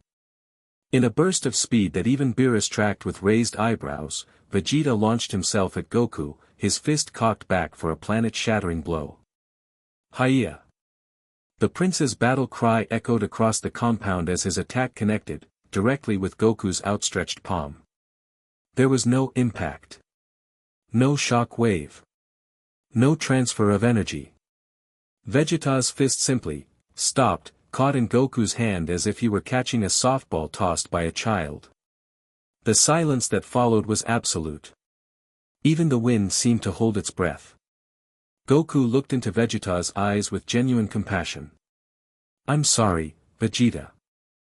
This isn't a level you can reach through normal training. It happened to me by accident, through circumstances that nearly broke me. I wouldn't wish that on anyone, especially not my friend. Slowly, Vegeta withdrew his fist, his aura fading as he powered down. For once, the proud prince seemed at a loss for words. Are you satisfied? Beerus called from the sidelines, an edge of smugness in his voice. Or do you need further demonstration of the gap between you? Lord Beerus, Whis murmured in gentle rebuke. Vegeta's shoulders straightened, his pride reasserting itself. I've seen enough, he said stiffly. He turned to walk away, then paused, glancing back at Goku. For now. As the prince stalked off toward the gravity chamber, clearly needing space to process what had just occurred, the tension among the observers gradually dissipated. Well, Krillin said, breaking the awkward silence, I guess some things never change. Goku's still the strongest, and Vegeta's still mad about it. A ripple of nervous laughter spread through the group, the familiar dynamic providing comfort amidst the strangeness of the situation. Kyra approached Goku, her expression thoughtful. You showed remarkable restraint. The dimensional fluctuations were minimal. I'm learning, Goku replied. Then, with a smile to his old friends, I've had a good teacher, and I've got good reasons to keep practicing. As the party gradually resumed, Goku found himself standing beside Gohan, watching as the others returned to their conversations and food. He'll come around, Gohan said, nodding in the direction Vegeta had gone. He always does. I know, Goku agreed. It's just hard for him to accept that there are some limits even he can't break through sheer determination. Gohan studied his father with scholarly interest. Is that what happened to you? You broke through a limit no one else could? Goku considered the question. Not broke through, exactly. More like, dissolved it entirely. The chamber is a place where the normal rules don't fully apply. Stay there long enough, and those rules stop applying to you too. And now you exist partly outside those rules, Gohan concluded. Fascinating from a theoretical perspective, but I can see why it would be threatening to someone like Vegeta. Or to cosmic entities like Ion, Goku added ruefully. 1 year, Gohan mused. That's how long you have to prove you can control these new abilities. Goku nodded. Kyra will help. She understands what I've become better than I do sometimes. And if you can't control it? Gohan's question was gentle but direct. Then I'll have to leave, Goku admitted. Find some isolated dimension where my presence won't threaten reality. The thought hung between them, the possibility that Goku's return might be temporary after all. That after 1,000 years away, he might be forced to leave again, this time perhaps forever. We won't let that happen, Gohan said firmly. Whatever you need to make this work, Dad, we're all here for you. Goku smiled at his son, marveling at how much Gohan had matured in his absence. Thanks, son. That means a lot. As the evening wore on, Goku circulated through the party, reconnecting with old friends, fielding their questions about his transformation, demonstrating small, controlled examples of his new abilities. With each interaction, he could feel the initial wariness gradually giving way to acceptance, not of what he'd become, perhaps, but of the fact that underneath it all, he was still Goku. By the time the party wound down, a tentative new normal had begun to establish itself. The Z fighters might not fully understand what Goku had become, but they were adapting to it, incorporating this latest transformation into their already extraordinary worldview. As the last guests departed, Goku found himself standing on the Capsule Corp balcony, gazing up at the stars. He could see them differently now, not just points of light, but gateways, connections in the vast web of dimensional reality. "Penny for your thoughts," came Bulma's voice as she joined him at the railing. Goku smiled at his oldest friend. "Just thinking about how weird life is. I started out as a kid with a monkey tail living in the mountains. Now I'm..." He gestured to his shimmering form. "Now you're still Goku," Bulma said firmly. "Just with some fancy new cosmic tricks." Her pragmatic assessment made him laugh. "Leave it to you to simplify the transcendence of dimensional limitations to fancy tricks." Bulma shrugged, leaning against the railing. "I've known you too long to be impressed by another transformation, mister. You've been turning gold and blue and whatever color for decades. This is just the latest upgrade." Her deliberate understatement was comforting in its familiarity. Trust Bulma to treat cosmic ascension as if it were a new haircut. "Thanks for the party," Goku said. "It helped. Everyone seeing that I'm still, me. Are you, though?" Bulma's question was gentle but probing. "Still you, I mean. 1,000 years is a long time, Goku." He considered this carefully. "The core is the same. I still love fighting. Still love my friends and family. Still love food." He grinned at this last point. "But I see things differently now. Feel things differently. It's like I used to see in black and white, and now everything's in color. But more colors than anyone's supposed to be able to see." "That sounds lonely," Bulma observed. "It can be," Goku admitted. "But I'm working on it. Finding ways to translate what I experience into something I can share." "Well, you've got a year to figure it out," Bulma reminded him. "And knowing you, you'll wait until the last minute to cram for the cosmic final exam." Goku laughed again, grateful for her ability to make even this situation seem manageable. "Some habits even 1,000 years can't break, I guess." Speaking of habits, Bulma nodded toward the gravity chamber, where lights still blazed despite the late hour. "Someone's working through his feelings the only way he knows how." "Vegeta," Goku sighed. "I should talk to him." "Give him time," Bulma advised. "His pride took a beating today. He needs to process it." "I know what he's feeling," Goku said quietly. "That frustration when someone reaches a level you can't follow. I felt it with Beerus, with Jiren. The difference is, I always found a way to catch up. And Vegeta will keep trying, Bulma said with fond exasperation. That's who he is. But maybe this time, it's about finding a different path, not the same one you took. Goku nodded thoughtfully. Maybe you're right. There's more than one way to evolve. As they stood in companionable silence, a subtle ripple passed through reality around them, like a stone dropped into still water, but affecting the fabric of space itself rather than liquid. What was that? Bulma asked, evidently able to perceive the distortion. Goku's expression turned serious. Dimensional aftershock. From my confrontation with Ion earlier. Another ripple followed, stronger this time, causing the very air to momentarily distort like heat waves over hot pavement. Is that normal? Bulma asked, concern edging her voice. No, Goku admitted. Something's wrong. Before he could elaborate, Kyra materialized beside them, her form more agitated than usual, colors shifting rapidly through her translucent body. Goku, she said urgently, we have a problem. The confrontation with Ion created a dimensional weak point. It's destabilizing. Where? Goku asked, instantly alert.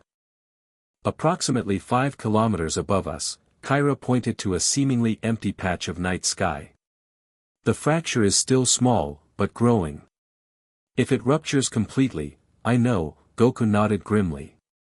A full dimensional breach. In English for the mere mortal, please. Bulma interjected. Kyra turned to her. Imagine reality as fabric. We've created a tear, and it's getting bigger. If it splits entirely, things from other dimensions could pour through unchecked. Things like what? Bulma asked. Nothing good, Goku answered. I need to seal it. Without waiting for a response, Goku's form shimmered and vanished, reappearing high above Capsule Corporation where the dimensional distortion was centered. Now that he was closer, he could see it clearly with his enhanced perception, a jagged crack in reality itself, pulsing with chaotic energies as it slowly widened. This isn't good, he muttered to himself. Kyra appeared beside him, her form hovering effortlessly in the high atmosphere. It's worse than I feared. The confrontation between your power and Ion's created this fracture, but there's something else, something is pushing from the other side. As if in response to her words, the crack widened suddenly, emitting a burst of energy that rippled outward in a concussive wave. Goku raised a hand, creating a dimensional buffer that absorbed the shock wave before it could reach the earth below. What's on the other side? He asked, focusing his perception through the fracture. What he saw chilled him despite his transcendent nature. Beyond the fracture lay what appeared to be an endless void filled with writhing shadows, entities without form or substance as understood in normal dimensions, but undeniably alive and malevolent. The null space, Kyra whispered, horror in her voice. A realm between dimensions that contains entities that feed on reality itself. They sensed the breach. Even as she spoke, shadowy tendrils began to probe at the edges of the fracture, testing its strength, seeking purchase in the normal dimension. We need to close it, Goku said, raising his hands toward the crack. Now. He reached out with his dimensional power, attempting to mend the fracture as he had done countless times in the chamber. But this tear was different, resisting his efforts, the shadowy entities on the other side pushing back against his power. They're fighting me, Goku grunted, pouring more energy into the attempt. They want through. Kyra joined her power to his, their energies intertwining as they both worked to seal the breach. For a moment, it seemed to be working, the edges of the fracture beginning to knit together under their combined effort. Then a massive surge of energy from the null space shattered their progress, the crack widening dramatically. A tendril of shadow, thicker and more substantial than before, lashed through the opening, whipping toward Goku with predatory intent. Goku shifted partially out of phase, allowing the tendril to pass through him harmlessly. This is bad, he called to Kyra. We need help. The Guardians would take too long to respond, she replied, dodging another shadowy appendage. By then, the breach could be catastrophic. Goku made a split-second decision. Then we bring the fight to them. Before Kyra could respond, Goku did something unprecedented. He plunged directly into the fracture, crossing the dimensional barrier into the null space itself. Goku! Kyra's cry faded behind him as he entered the void between dimensions. The null space was unlike anything he'd experienced, even during his 1,000 years in the chamber. There was no up or down, no light or darkness as conventionally understood. Instead, there was only absence. A negative space where reality itself seemed thin and tenuous. And moving through this void were the shadow entities, amorphous beings of anti-reality that sensed Goku's presence immediately. They converged on him from all directions, hungry for the concentrated reality his transcendent form represented. Goku didn't panic. A millennium of training had prepared him for the unexpected. Drawing on his dimensional power, he created a bubble of normal space around himself, a pocket of reality within the void. "You want to feed on my dimension," he called out to the encircling shadows. "Let's see how you handle this." With that, Goku released a controlled burst of his power, not attempting to damage the entities, which would be futile against their non-physical nature, but creating a surge of pure reality energy that rippled through the null space. The shadow entities recoiled from the wave, shrinking back momentarily. Goku used the reprieve to assess the situation. From this side, he could see the fracture as a brilliant tear in the darkness of the void, a window looking out into the normal world where Kyra hovered anxiously. More importantly, he could see the structure of the tear itself, the weakened dimensional barriers, the points where reality had been strained to breaking. From this perspective, repairing the damage would be possible. But first, he needed to deal with the shadow entities, which were regrouping for another assault. "Kyra," he called through the breach. "I can see how to fix it from here, but I need to hold these things back." "You can't stay in there," her voice came faintly through the fracture. "The null space will erode even your transformed nature eventually." She was right, already he could feel the void tugging at his essence, trying to unravel the complex dimensional energy that comprised his evolved form. But he didn't need long. "Just be ready to help seal it from your side," he called back. "On my signal." The shadow entities attacked again, this time in a coordinated swarm. Goku expanded his reality bubble, forcing them back with concentrated dimensional energy. It wasn't combat as he'd known it for most of his life. There were no punches to throw or ki blasts to dodge. This was a battle of wills, of fundamental cosmic forces opposing each other. As he held the shadows at bay, Goku began to manipulate the edges of the fracture from within, using his unique perspective to identify the dimensional threads that needed to be reconnected. It was delicate work, requiring precision he'd developed during centuries of practice in the chamber. Almost there, he called to Kyra, though the strain was evident in his voice. Maintaining his presence in the null space while performing dimensional repairs and holding back the shadow entities was taxing even his transcendent abilities. From Earth below, those with heightened senses could see strange lights and distortions in the sky above. Capsule Corporation Vegeta emerged from the gravity chamber, face upturned to the cosmic disturbance, able to sense Goku's energy even across dimensional barriers. "What is that fool doing now?" he muttered, though there was more concern than anger in his voice. Within the null space, Goku had managed to repair most of the fracture, drawing the torn edges of reality back together despite the increasingly frantic attacks of the shadow entities. They sensed their opportunity slipping away and redoubled their efforts, tendrils of anti-reality lashing at his protective bubble. "Kyra! Now!" Goku shouted through the narrowing breach. From the Earth side, Kyra placed her hands on the edges of the fracture, adding her dimensional power to Goku's efforts. The tear began to seal rapidly, dimensional energies knitting together from both sides. Goku prepared to shift back through the nearly closed breach, but a final, desperate attack from the shadow entities disrupted his concentration. A tendril of void energy pierced his protective bubble, wrapping around his ankle with surprising physical force. "No," he grunted, trying to pull free. The shadow entity clung tenaciously, attempting to drag him deeper into the nullspace as the fracture sealed. With a tremendous effort, Goku gathered his dimensional power and severed the shadowy tendril, launching himself toward the rapidly closing breach. He slipped through just as it sealed completely, tumbling back into normal space with the momentum of his desperate escape. Kyra caught him as he fell, stabilizing his somewhat destabilized form. That, she said with uncharacteristic emotion, was incredibly foolish. Goku managed a weak grin. But it worked, right?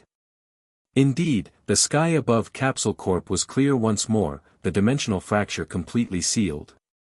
Not even Goku's enhanced perception could detect a trace of the tear.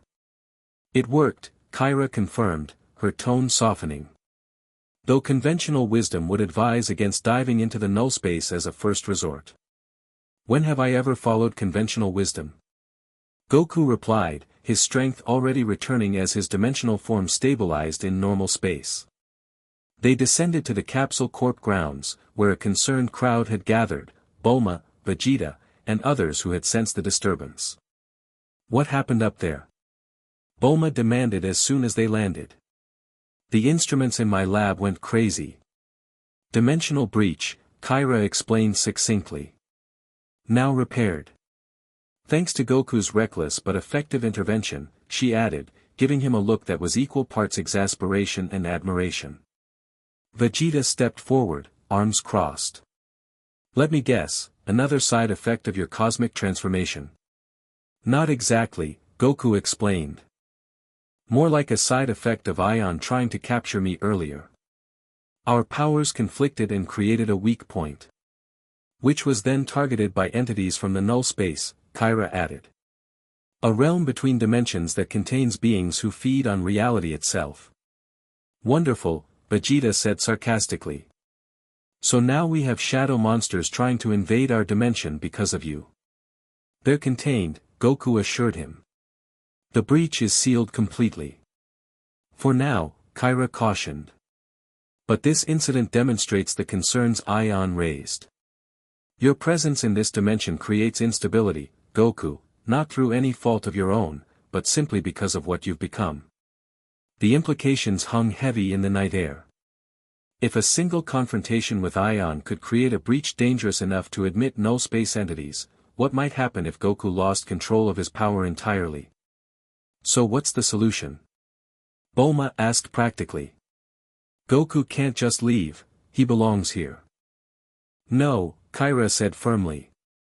The solution is training. Goku must learn to fully control and contain his dimensional energy, to exist in this reality without disrupting it. And if I can't? Goku asked quietly. Kyra met his gaze directly. Then Ion was right, and your presence here will eventually tear reality apart. The stark assessment silenced the group. Even Vegeta seemed sobered by the cosmic stakes involved. 1 year, Goku finally said, his voice carrying new determination. I've got 1 year to figure this out. And I will.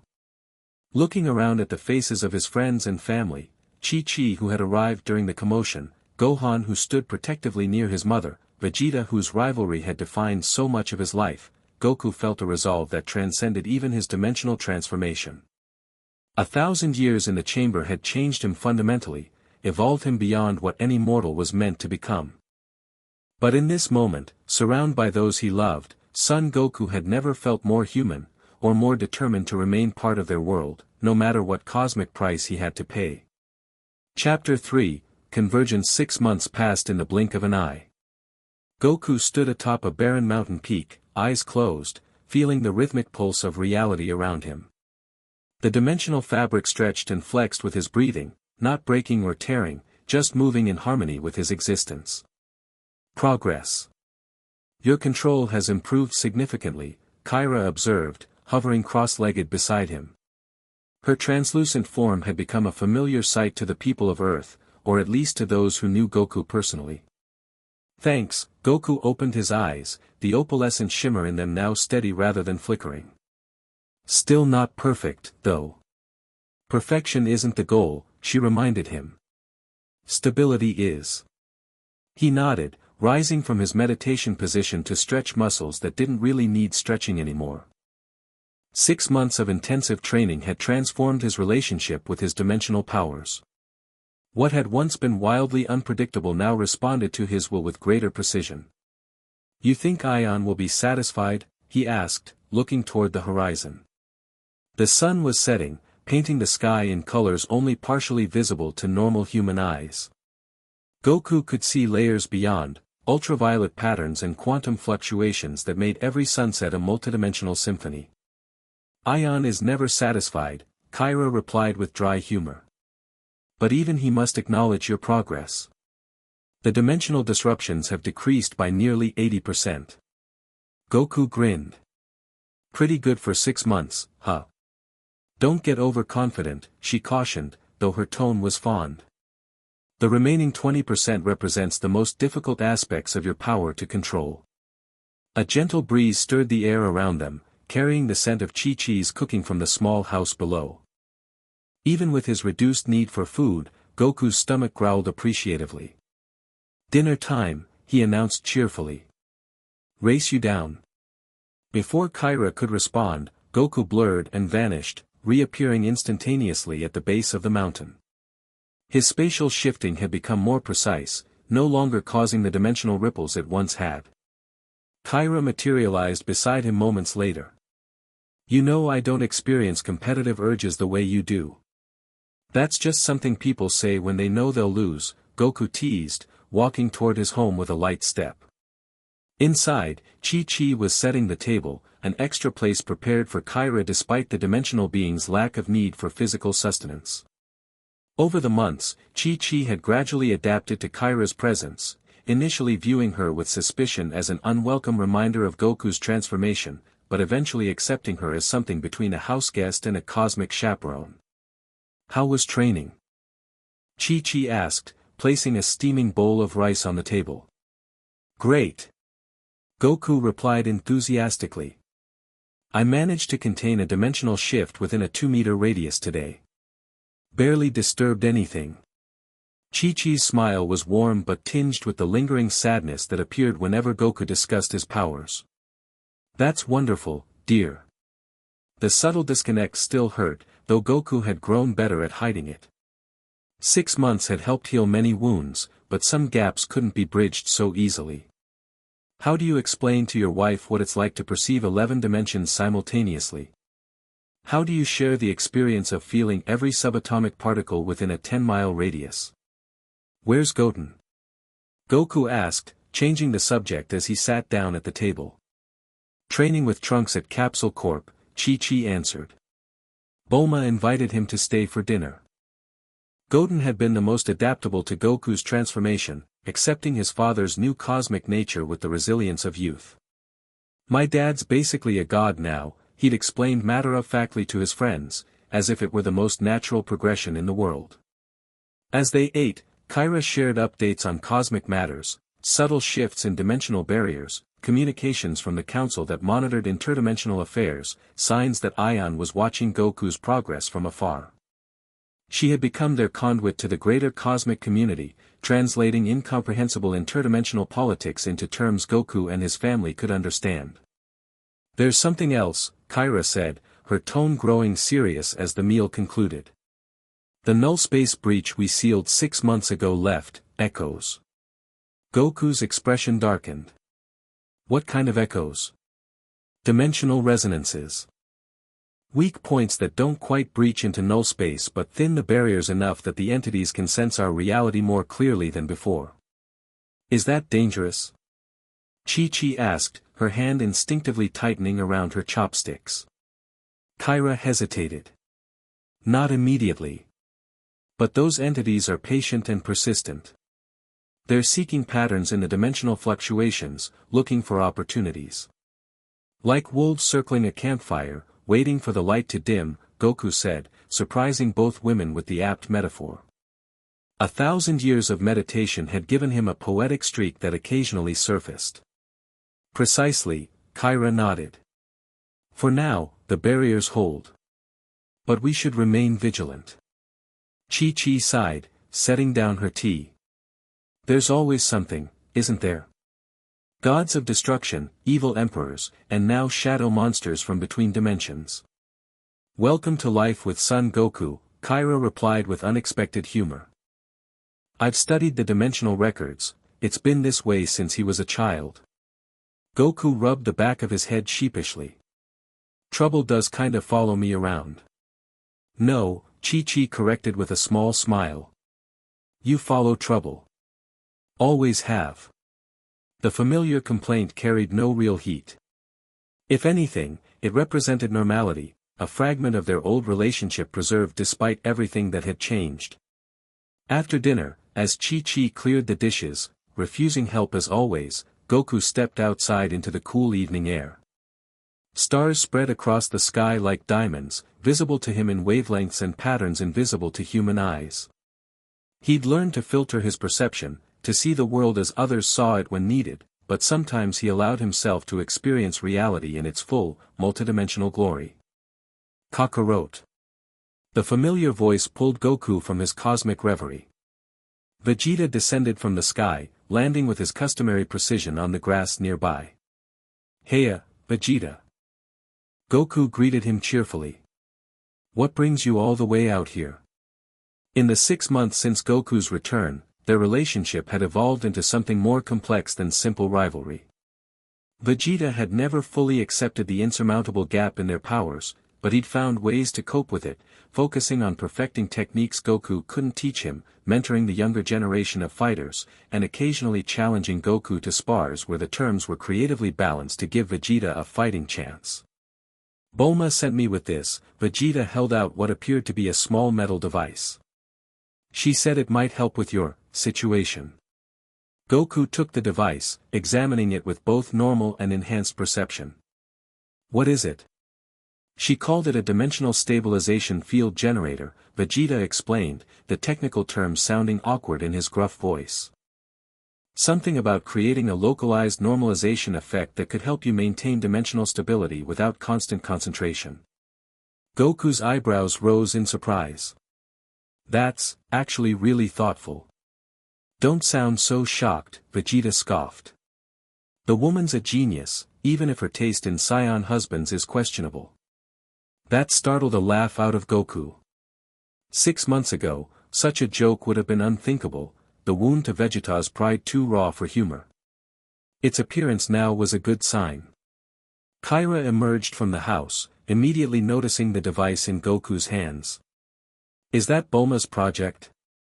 I provided some theoretical guidance, but the implementation is entirely her work. Let's try it out, Goku suggested, examining the simple activation switch on the side. I'd step back if I were you, Kyra advised Vegeta. The initial calibration might cause some unusual effects. Vegeta crossed his arms but took several steps backward. If this explodes and takes half the mountain with it, Bulma's going to be very disappointed. Goku pressed the activation switch.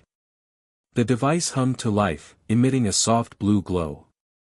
For a moment, nothing seemed to happen, then Goku felt it. A subtle field extending around him, creating a bubble of normalized dimensional space that matched his unique energy signature. Whoa, he breathed, feeling the device automatically adjusting to his dimensional frequency. This is incredible. The constant background effort of maintaining dimensional stability, like holding a muscle tense for months on end, suddenly eased.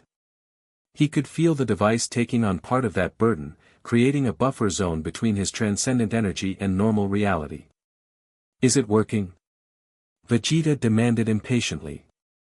Better than expected, Kyra answered, circling Goku with analytical interest. The field is adapting to his specific dimensional resonance and creating a translation layer. Quite remarkable engineering for a species with no natural dimensional sensitivity. Vegeta's chest puffed slightly at this praise for human, and by extension, his wife's, ingenuity. Bulma said it's just a prototype. The final version will be more compact and efficient. Goku expanded his awareness, testing the boundaries of the field. It moved with him seamlessly, maintaining the dimensional buffer without restricting his movement or powers. This could be a game changer for controlling the side effects of my energy. That's the idea, Vegeta confirmed. If it works, Ion and his cosmic hall monitors have no reason to interfere with you staying here. The consideration behind the gift was touching. Despite everything, the rivalry, the jealousy, the frustrated pride, Vegeta was helping ensure Goku could remain on Earth. Thanks, Vegeta, Goku said sincerely. This means a lot. Vegeta looked away, uncomfortable with the gratitude. Don't get sentimental. Bulma did the work. I'm just the delivery service. Still, Goku pressed, you want me to stick around? That's something. Of course I do, Vegeta snapped. How else am I supposed to surpass you if you're banished to some cosmic purgatory? The familiar competitive declaration made Goku smile. Some things really never changed. You're still determined to catch up, huh? He asked, genuinely curious. Vegeta's eyes narrowed. I've been doing some research of my own. There's more than one path to power, Kakarot. Oh. Kyra's interest was piqued. What have you discovered? For a moment, it seemed Vegeta might refuse to elaborate. Then, with obvious reluctance, he explained, the angels like Whis exist in multiple dimensional states simultaneously. They didn't get that way through isolation training like Kakarot's stunt. There was another method, something about harmony with cosmic frequencies. Kyra's expression showed genuine surprise. You've been researching angel physiology? That's ambitious. Is it possible? Goku asked, intrigued by the possibility of Vegeta finding his own path to dimensional transcendence. Could he actually achieve something similar to what happened to me, but through a different route? Theoretically, Kyra said cautiously. Angel ascension is different from what happened to you, more structured, more balanced. But the end results share certain similarities. Vegeta's smirk held satisfied pride. Exactly. While you brute-forced your way into dimensional transcendence through sheer stubbornness, I'm taking the intelligent approach. Well, good luck. Goku said sincerely. That would be amazing if it worked. When it works, Vegeta corrected. I've already begun the preliminary harmonization techniques was provided. The conversation might have continued, but a sudden tremor shook the ground beneath their feet. It wasn't a normal earthquake. Goku could feel the dimensional fabric itself vibrating, resonating with something unnatural. You feel that? He asked Kyra, instantly alert. Yes, she confirmed, her form shifting colors in agitation. Dimensional disturbance. Significant. Another tremor, stronger this time, accompanied by a high-pitched whine at the edge of audibility. Even Vegeta, without dimensional senses, could detect it. What is that? He demanded, dropping into a defensive stance automatically. Goku's expression darkened as he expanded his awareness, seeking the source of the disturbance. What he found sent a chill down his spine. Null space breach, he said grimly. Not here, about 200 miles west. Near East City. Impossible, Kyra shook her head. The barriers were reinforced after the last incident. Nothing from null space should be able to penetrate. Well, something definitely is, Goku countered, his perception locked on the growing dimensional fracture. And it's big. Bigger than anything we sensed 6 months ago. Chi-Chi emerged from the house, drawn by the commotion. What's happening? Trouble, Goku answered simply. He turned to Kyra. We need to move fast. If those entities establish a foothold in our dimension. I know, she nodded. To Vegeta and Chi-Chi, she explained, null space entities feed on reality itself. If they break through in significant numbers, they could begin eroding the dimensional fabric of Earth. Then what are you waiting for? Vegeta demanded. Let's go. Goku shook his head. This isn't something you can fight with conventional energy, Vegeta. These entities exist between dimensions. So did that trash from Universe 9 during the Tournament of Power, Vegeta countered. I handled them well enough. This is different, Kyra insisted. Your energy attacks would pass through them like they weren't there. Vegeta's expression hardened with stubborn pride. Then I'll find a way to make them connect. I'm coming. Goku recognized the determination in his rival's eyes. Arguing would only waste precious time. Fine, he conceded. But stay back until we understand what we're dealing with. He turned to Chi-Chi, who stood with arms crossed, worry and resignation battling in her expression.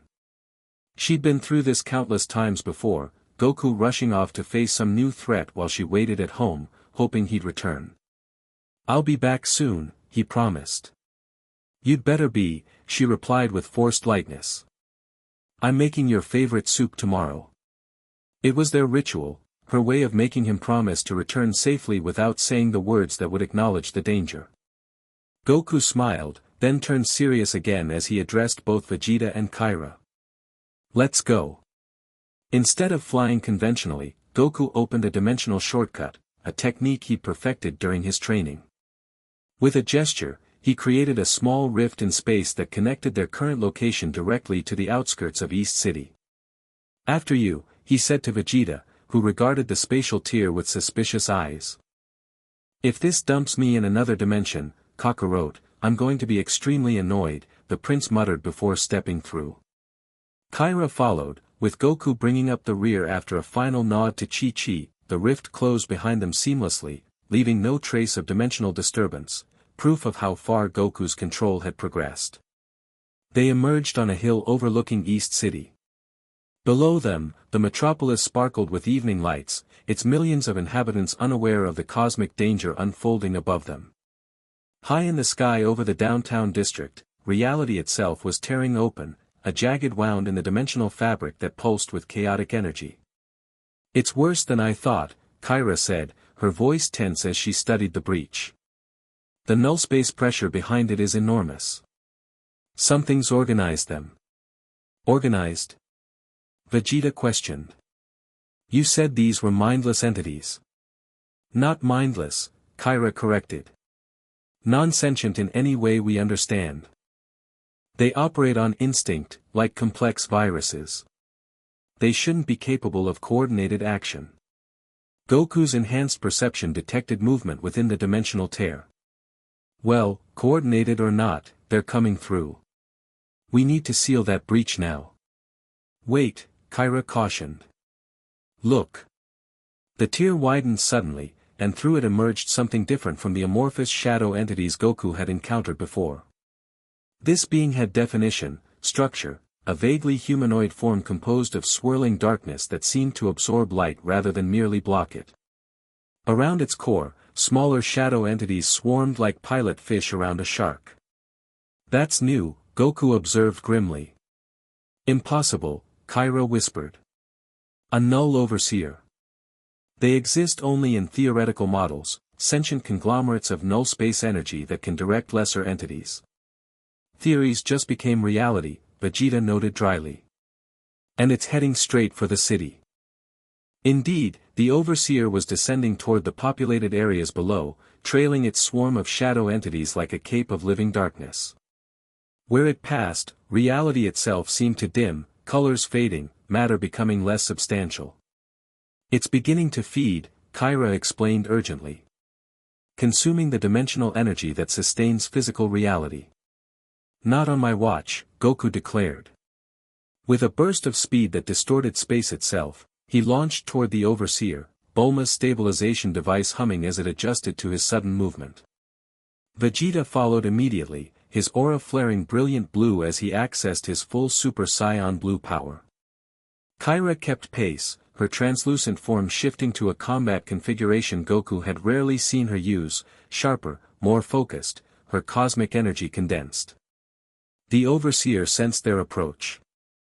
It turned, or seemed to turn, direction being somewhat abstract for a being of its nature, and extended tendrils of concentrated void energy toward them. Scatter. Goku called out, shifting sideways through a partial dimensional fold to avoid the attack. Vegeta wasn't capable of such movement, but his combat reflexes were superb. He dodged with conventional speed, firing a barrage of ki blasts at the tendrils. As expected, the energy passed straight through the null space matter without effect. Conventional attacks won't work, Kyra reminded him. You need to, I heard you the first time, Vegeta snapped. So what will work? Dimensional counterforce, Goku called, demonstrating by gathering energy between his hands, not ki as Vegeta knew it, but pure dimensional potential, compressed into usable form. He launched this energy at one of the shadow entities, which shrieked in a frequency beyond normal hearing as the dimensional force disrupted its non-physical form. And how exactly am I supposed to generate that? Vegeta demanded, continuing to dodge the increasingly aggressive void tendrils. The prototype. Goku realized suddenly. Vegeta, Bulma's device creates a dimensional field. If you can channel your energy through it somehow, it might work. Vegeta glanced at the stabilizer still attached to Goku's belt. That's your device, not mine. I'll manage without it, Goku decided, detaching the prototype and tossing it to Vegeta in a quick movement. Try to synchronize your ki with its output frequency. Catching the device one-handed, Vegeta examined it skeptically. And how exactly do I do that? Feel the resonance, Kyra suggested, joining the battle by projecting barriers of dimensional energy that temporarily contain several shadow entities. Your ki has natural dimensional components, focus on those. Meanwhile, Goku confronted the Overseer directly. Without the stabilizer, his dimensional control was more difficult, but 6 months of training hadn't been for nothing. He maintained his focus, gathering dimensional energy between his palms. Hey, ugly, he called out, drawing the Overseer's attention. You picked the wrong dimension to snack on. The entity responded with a pulse of void energy that distorted reality in expanding waves. Goku countered with his own dimensional pulse, the two forces colliding in spectacular fashion. Where they met, reality itself seemed to glitch, flickering between states, probabilities overlapping in chaotic patterns. Below, the citizens of East City finally noticed something was wrong. Car alarms blared as gravitational anomalies lifted vehicles from the ground. Windows shattered as sound waves phased in and out of normal reality. Panic spread through the streets. We need to move this fight away from the population, Goku called to his allies. Too much collateral damage. Brilliant observation, Vegeta shot back, still struggling to make the prototype work with his energy. Any suggestions on how to make a being of pure cosmic void follow us? Goku thought quickly. It's drawn to concentrated reality energy. If I power up enough, it might follow me. That risks further dimensional instability, Kyra cautioned, containing another shadow entity. Not if I can control it, Goku countered. He focused inward, accessing the transcendent power he developed during his millennium in the chamber.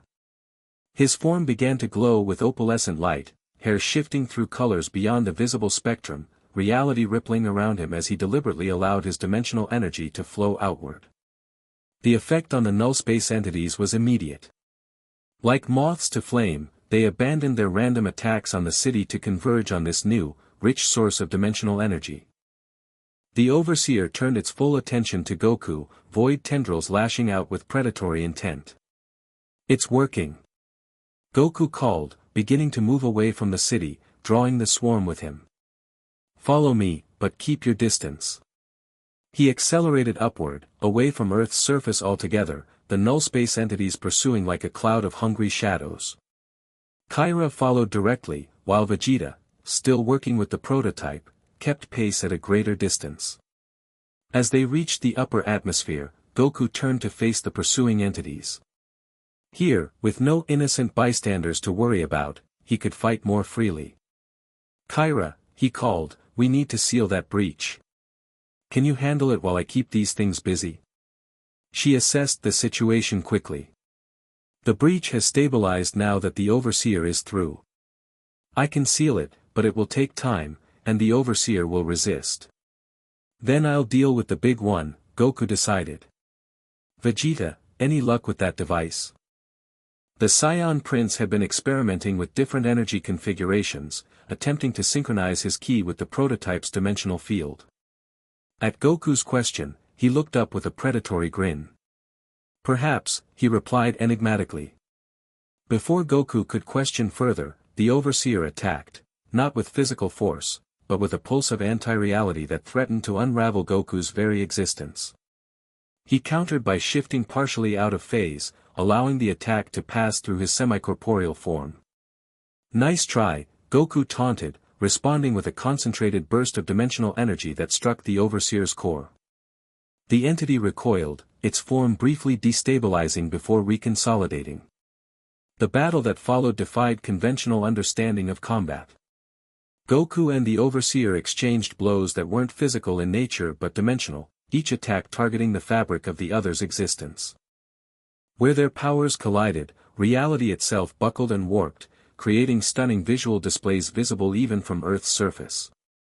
Meanwhile, Kyra worked on sealing the breach, weaving dimensional energies across the tear like cosmic sutures. The smaller shadow entities swarmed around her, sensing her intent, attempting to disrupt her work. I could use some help here, she called out as the swarm intensified its attacks. Vegeta, who had been observing the battle with analytical focus, suddenly moved. The prototype in his hand was glowing with an unusual energy, his ki, but somehow altered, synchronized with the device's dimensional field. Let's test Bulma's toy, he muttered, gathering the modified energy into his palm. With perfect precision, he launched it not as a conventional blast but as a compressed sphere that expanded upon impact with the swarm. The effect was dramatic. Where the energy touched the shadow entities, they didn't just disperse but collapsed inward, their non-physical forms unable to maintain cohesion against this hybrid attack.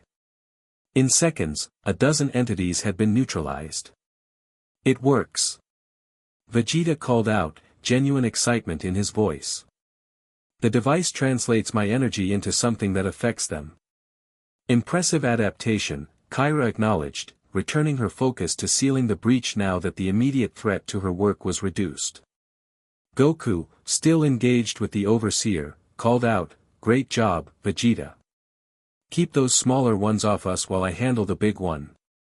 The fight settled into a rhythm, Goku containing and countering the Overseer's increasingly desperate attacks, Vegeta clearing swarms of lesser entities with his new dimensional attacks, and Kyra steadily closing the breach that had allowed the incursion. But as the battle progressed, Goku noticed something concerning. Each exchange with the Overseer was causing greater dimensional instability. Reality rippled around them in expanding waves that threatened to reach Earth below. Without the stabilizer, his control wasn't perfect, and the Overseer seemed to be deliberately attempting to provoke maximum disruption. It's trying to cause a cascade failure, Kyra realized, momentarily pausing her work on the breach. If the dimensional disruptions reach a critical threshold, it could tear open multiple breaches simultaneously. Then we need to end this quickly, Goku decided. He turned to Vegeta. I need the prototype back. Vegeta scowled. I just figured out how to use it. Trust me, Goku insisted. I have an idea. Reluctantly, Vegeta tossed the device back to Goku, who caught it one-handed while maintaining a dimensional barrier between himself and the Overseer with the other. What's your plan? Kyra called, resuming her work on the breach, which was now nearly sealed. If this thing wants dimensional energy so badly, Goku replied, attaching the prototype to his chest, I'll give it more than it can handle. Before either of his allies could question this ominous statement, Goku did something unprecedented. Instead of continuing to fight the Overseer from a distance, he charged directly toward it, gathering dimensional energy not around himself but within himself. Kakarot, what are you doing? Vegeta shouted, recognizing the recklessness of the move even if he didn't understand its technical aspects. Goku didn't respond. As he collided with the Overseer, he released his gathered energy, not as an attack, but as a controlled dimensional inversion. The prototype hummed at maximum capacity, creating a stabilized field around both Goku and the Overseer as reality itself seemed to fold inward. From Vegeta and Kyra's perspective, it appeared as if Goku and the Overseer had imploded, vanishing into a point of brilliant light that collapsed in on itself and disappeared. Goku! Kyra's shout echoed across dimensional barriers.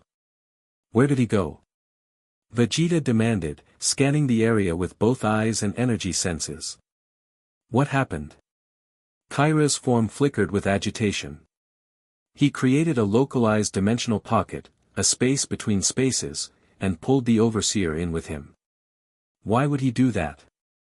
To contain the dimensional disruption, she realized. By isolating their battle in a separate pocket dimension, he's protecting our reality from the side effects. Vegeta's expression darkened. And how does he get out? Kyra hesitated. That's complicated. Uncomplicated, Vegeta growled. The pocket dimension is unstable by nature, she explained. Once the Overseer is neutralized, Goku would need to find a way to reintegrate with our dimension before the pocket collapses. And if he doesn't? Vegeta pressed. Kyra's silence was answer enough. That self-sacrificing idiot, Vegeta muttered, though there was more concern than anger in his voice. Always has to be the hero. With the Overseer contained and the lesser entities directionless without their leader, Kyra was able to complete sealing the breach. The dimensional tear closed with a silent pulse of energy, leaving no trace in the fabric of reality. Now what? Vegeta demanded once the immediate threat was contained. Now, Kyra said grimly, we wait. And hope. Inside the pocket dimension, Goku faced the Overseer in a space that defied description. It wasn't white like the hyperbolic time chamber or void like null space. Instead, it was a chaotic blend of realities, fragments of dimensions overlapping, conflicting physical laws creating impossible geometries. The prototype stabilizer on his chest glowed brightly, struggling to maintain a bubble of coherent reality around Goku's form. Without it, even his transcendent nature would have been at risk in this unstable environment. Just you and me now, Goku said to the Overseer, which seemed momentarily disoriented by the sudden dimensional shift. No innocence to threaten, no reality to feed on. The entity responded with a pulse of void energy, more concentrated than before. Goku countered with his own dimensional force, the two powers colliding in spectacular fashion. Without a stable dimensional fabric to absorb the shock waves, the energy rebounded chaotically through the pocket dimension, further destabilizing it. Goku realized his mistake too late. In this isolated space, each exchange was accelerating the dimension's collapse. At this rate, they had minutes at most before the entire pocket imploded. Change of plans, he muttered to himself. Rather than continuing the direct assault, Goku shifted tactics. He ceased attacking altogether and instead focused his energy inward, using the techniques Kyra had taught him to stabilize his dimensional presence. The Overseer, sensing weakness, surged forward, only to encounter not resistance but something entirely unexpected. Instead of fighting the entity, Goku opened himself to it, creating a dimensional resonance that matched the Overseer's void frequency. You want to feed on dimensional energy? Goku called out. Then feed on this. He released a controlled burst of his transcendent power, not as an attack, but as pure dimensional potential, unfiltered and unshielded. It was like offering raw uranium to something expecting a battery. The Overseer hesitated, then surged forward eagerly, void tendrils wrapping around this unexpected feast of energy. It began to absorb Goku's power, but something was wrong. The energy was too concentrated, too complex for the entity to process. Goku gritted his teeth against the draining sensation as the Overseer attempted to consume his dimensional essence. The prototype stabilizer sparked and sputtered, struggling to maintain coherence under the strain. Too much for you. Goku taunted through the pain. That's just the appetizer.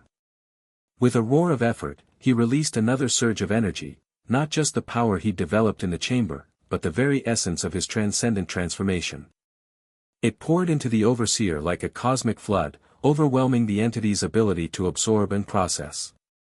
The Overseer's form began to destabilize, void tendrils flailing wildly as it tried to release the excess energy. But Goku maintained the connection, forcing the entity to continue absorbing power it couldn't contain. You can't devour reality if you can't even handle one person's energy, Goku said grimly. The pocket dimension was collapsing rapidly now, the chaotic space compressing inward as its artificial boundaries failed. The overseer, overwhelmed by Goku's energy, began to fracture from within, its coherent form breaking down into component shadows that dissipated into the collapsing dimension. With the entity neutralized, Goku turned his attention to escape. The prototype had ceased functioning entirely, its circuitry fried by the enormous energies involved. Without its stabilizing effect, Goku would have to rely entirely on his own control to find a way back to normal space. Okay, he muttered to himself, time to go home. The collapsing pocket dimension created enormous pressure, dimensional forces converging from all sides. Goku focused on the thinning barrier between this artificial space and normal reality, seeking a weakness, any point where he could tear through and return home. There, a flicker of familiar dimensional resonance. Earth's reality signature, barely perceptible through the chaos. Goku gathered his remaining strength, concentrated it into a single point, and pushed. On Earth, 3 days had passed since Goku's disappearance. The Z fighters had gathered at Capsule Corporation, partly to monitor for any signs of his return, partly to prepare for worst-case scenarios.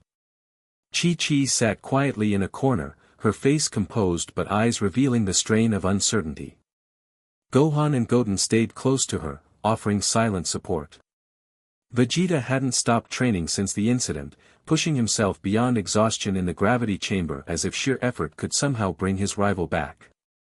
Bulma divided her time between comforting her husband and working frantically to build an improved version of the prototype, hoping it might help locate or retrieve Goku. Kyra remained in constant meditation, her form hovering slightly above the floor as she extended her dimensional awareness, searching for any trace of Goku across multiple realities. Anything? Bulma asked, entering the room with fresh coffee for the physically exhausted group. Kyra's eyes remained closed. Nothing certain. There are echoes. Resonances that might be him, or might be aftereffects of the dimensional pocket collapsing. It's been 3 days, Krillin said, voicing what everyone was thinking. If that pocket dimension collapsed with him inside. Don't, Chi-Chi cut him off sharply. Don't say it. An uncomfortable silence fell over the room, broken only by the distant sounds of Vegeta's training from the gravity chamber. Goku has survived worse, Piccolo offered stoically. His dimensional abilities give him advantages none of us can comprehend. But even Kyra doesn't know if he can escape a collapsing pocket dimension, Bulma pointed out, glancing at the meditating entity. I don't know because it's never been attempted, Kyra clarified without opening her eyes. Not even Guardians create unstable pocket dimensions and then try to escape them. It's suicidal by conventional standards. Dads never cared about conventional standards, Gohan said with a small smile. If anyone could find a way out, it's him. The conversation might have continued, but at that moment, Kyra's eyes snapped open, her form suddenly alert. Something's happening. Everyone tensed, turning to her for explanation. Dimensional fluctuation, she said, rising to her feet. Significant. Similar resonance pattern to, she never finished the sentence. Reality itself seemed to shudder, a ripple passing through the room that caused lights to flicker and loose objects to briefly defy gravity. Then, with a sound like thunder that somehow occurred after the lightning, a tear opened in the center of the room. Through this dimensional rift stumbled Goku, his form flickering between solid and translucent, hair cycling through colors at random, clothes tattered, and the prototype device a melted ruin on his chest. He looked exhausted but triumphant. Hey guys, he managed weakly. Did I miss dinner? Chi-Chi was the first to reach him, throwing her arms around him with enough force to stagger even his enhanced form. You idiot, she sobbed against his chest. You complete and utter idiot. Goku's arms encircled her automatically, his dimensional fluctuation stabilizing slightly at her touch. Sorry for worrying you, he murmured into her hair. The exit was trickier to find than I expected. The others crowded around, relief evident on every face. Kyra observed with analytical interest, noting how Goku's unstable dimensional state was gradually normalizing through simple contact with his loved ones. The overseer, she asked when the immediate emotional reunion had calmed somewhat. Destroyed, Goku confirmed. It bit off more than it could chew, literally. Tried to feed on my dimensional energy and couldn't handle the concentration. And the pocket dimension? Collapsed completely, he said with a shrug. I barely found the exit in time. We need to get you to medical, Bulma insisted, eyeing the melted prototype with professional concern. And I want to run some tests on your dimensional stability. Goku started to protest but was interrupted by the arrival of Vegeta, who had sensed the commotion and abandoned his training. The prince stood in the doorway, arms crossed, expression unreadable as he surveyed Goku's battered form. You look terrible, Kakarot, he said finally. Goku grinned weakly. You should see the other guy. Oh wait, you can't, there's nothing left of him. A ghost of a smile touched Vegeta's lips. I suppose that counts as a win, even by your absurd standards. The highest compliment you're capable of giving, Bulma translated for the others, rolling her eyes affectionately at her husband. As the group moved toward Bulma's medical facility, helping the exhausted Goku along, Kyra hung back, her expression troubled. When Piccolo noticed her hesitation, he paused as well. Something wrong? The Namekian asked quietly. Possibly, she admitted. The dimensional disruption from the collapsing pocket should have been detected by the Guardians. Their absence is concerning. Maybe they're giving Goku the benefit of the doubt, Piccolo suggested. He did neutralize the threat, after all. Kyra shook her head. The Guardians don't operate on merit systems. If they detected the collapse, and they should have, protocol would demand investigation. So why haven't they appeared? I don't know, she admitted.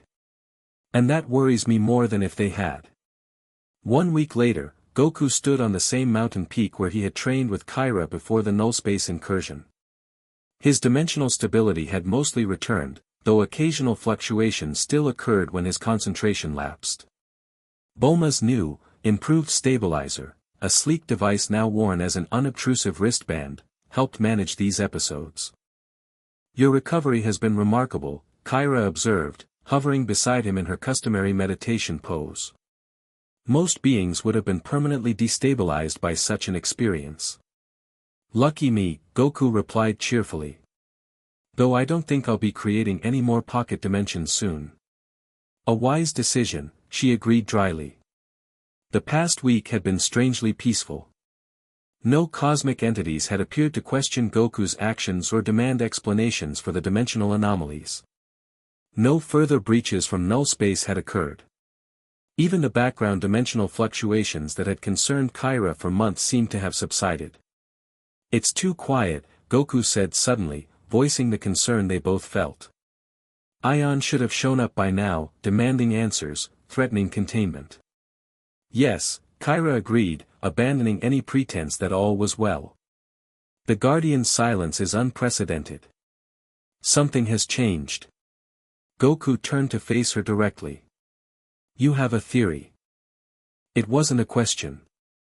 After months of working together, he had learned to read her subtle expressions, the shifts in her translucent form that indicated deeper concerns. I do, she admitted reluctantly. But you won't like it. Try me, Goku encouraged. Kyra rose from her meditation pose, her form solidifying as she gathered her thoughts. When you overloaded the Overseer with dimensional energy, you didn't just destroy it. You changed something fundamental in the cosmic balance. Changed what? Goku pressed when she hesitated. The Guardians maintain order through a complex system of dimensional hierarchies, she explained.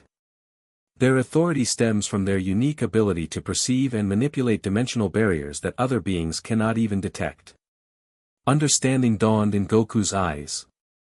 And I can do that now. I've been doing it for months.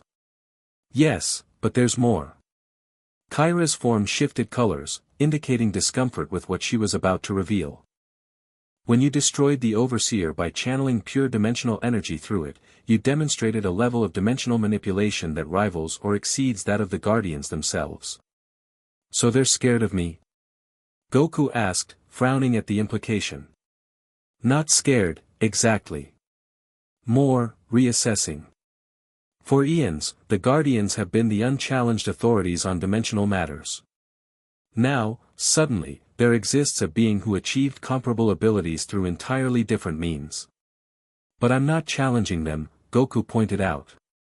I just want to live my life, protect my friends and family, maybe fight some strong opponents occasionally.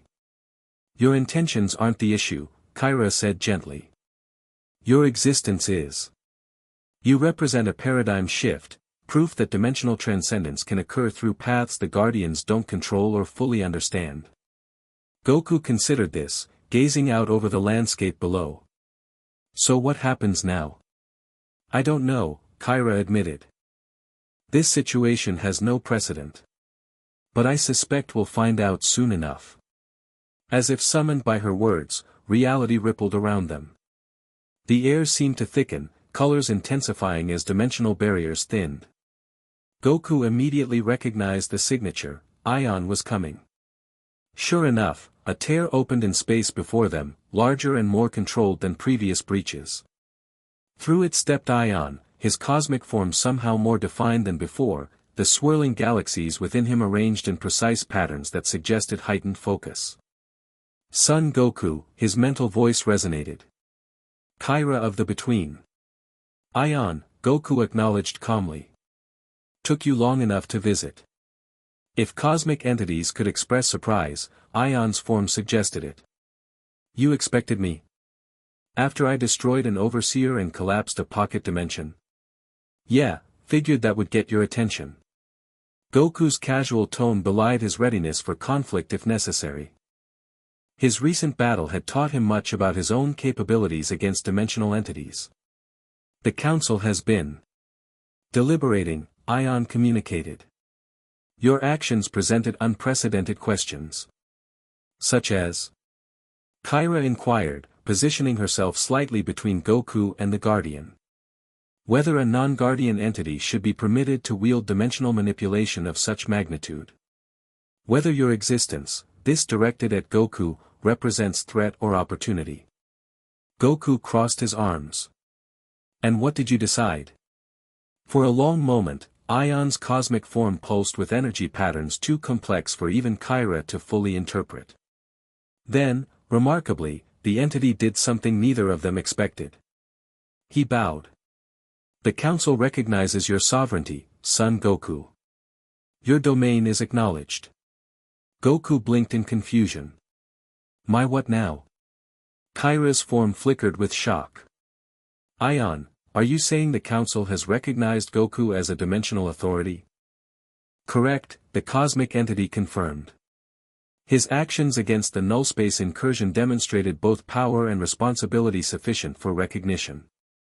Hold on, Goku raised his hands in a timeout gesture. I'm not following.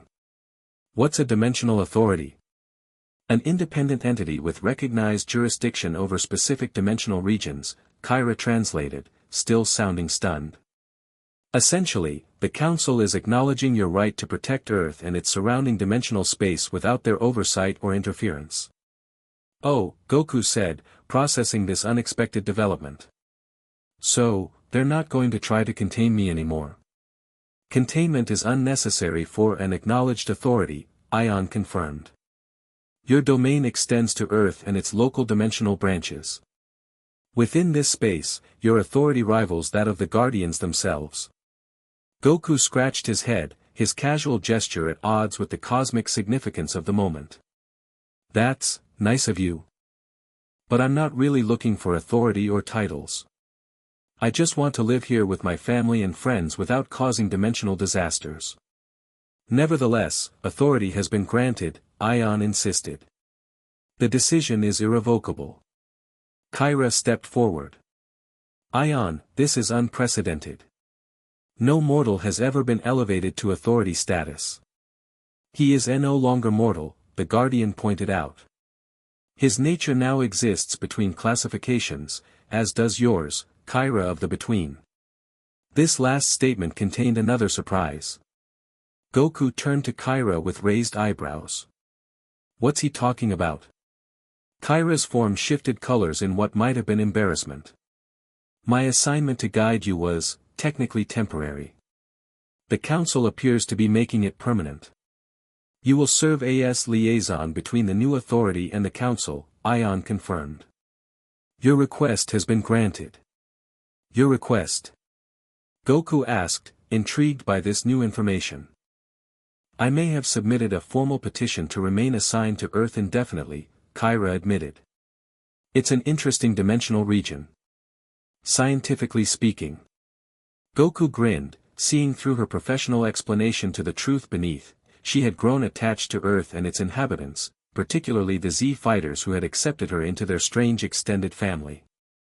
Well, I'm glad you're sticking around, he said sincerely. Though I think Chi-Chi suspected this would happen. She's already talking about converting the guest room for permanent use. Turning back to Ion, Goku's expression grew more serious.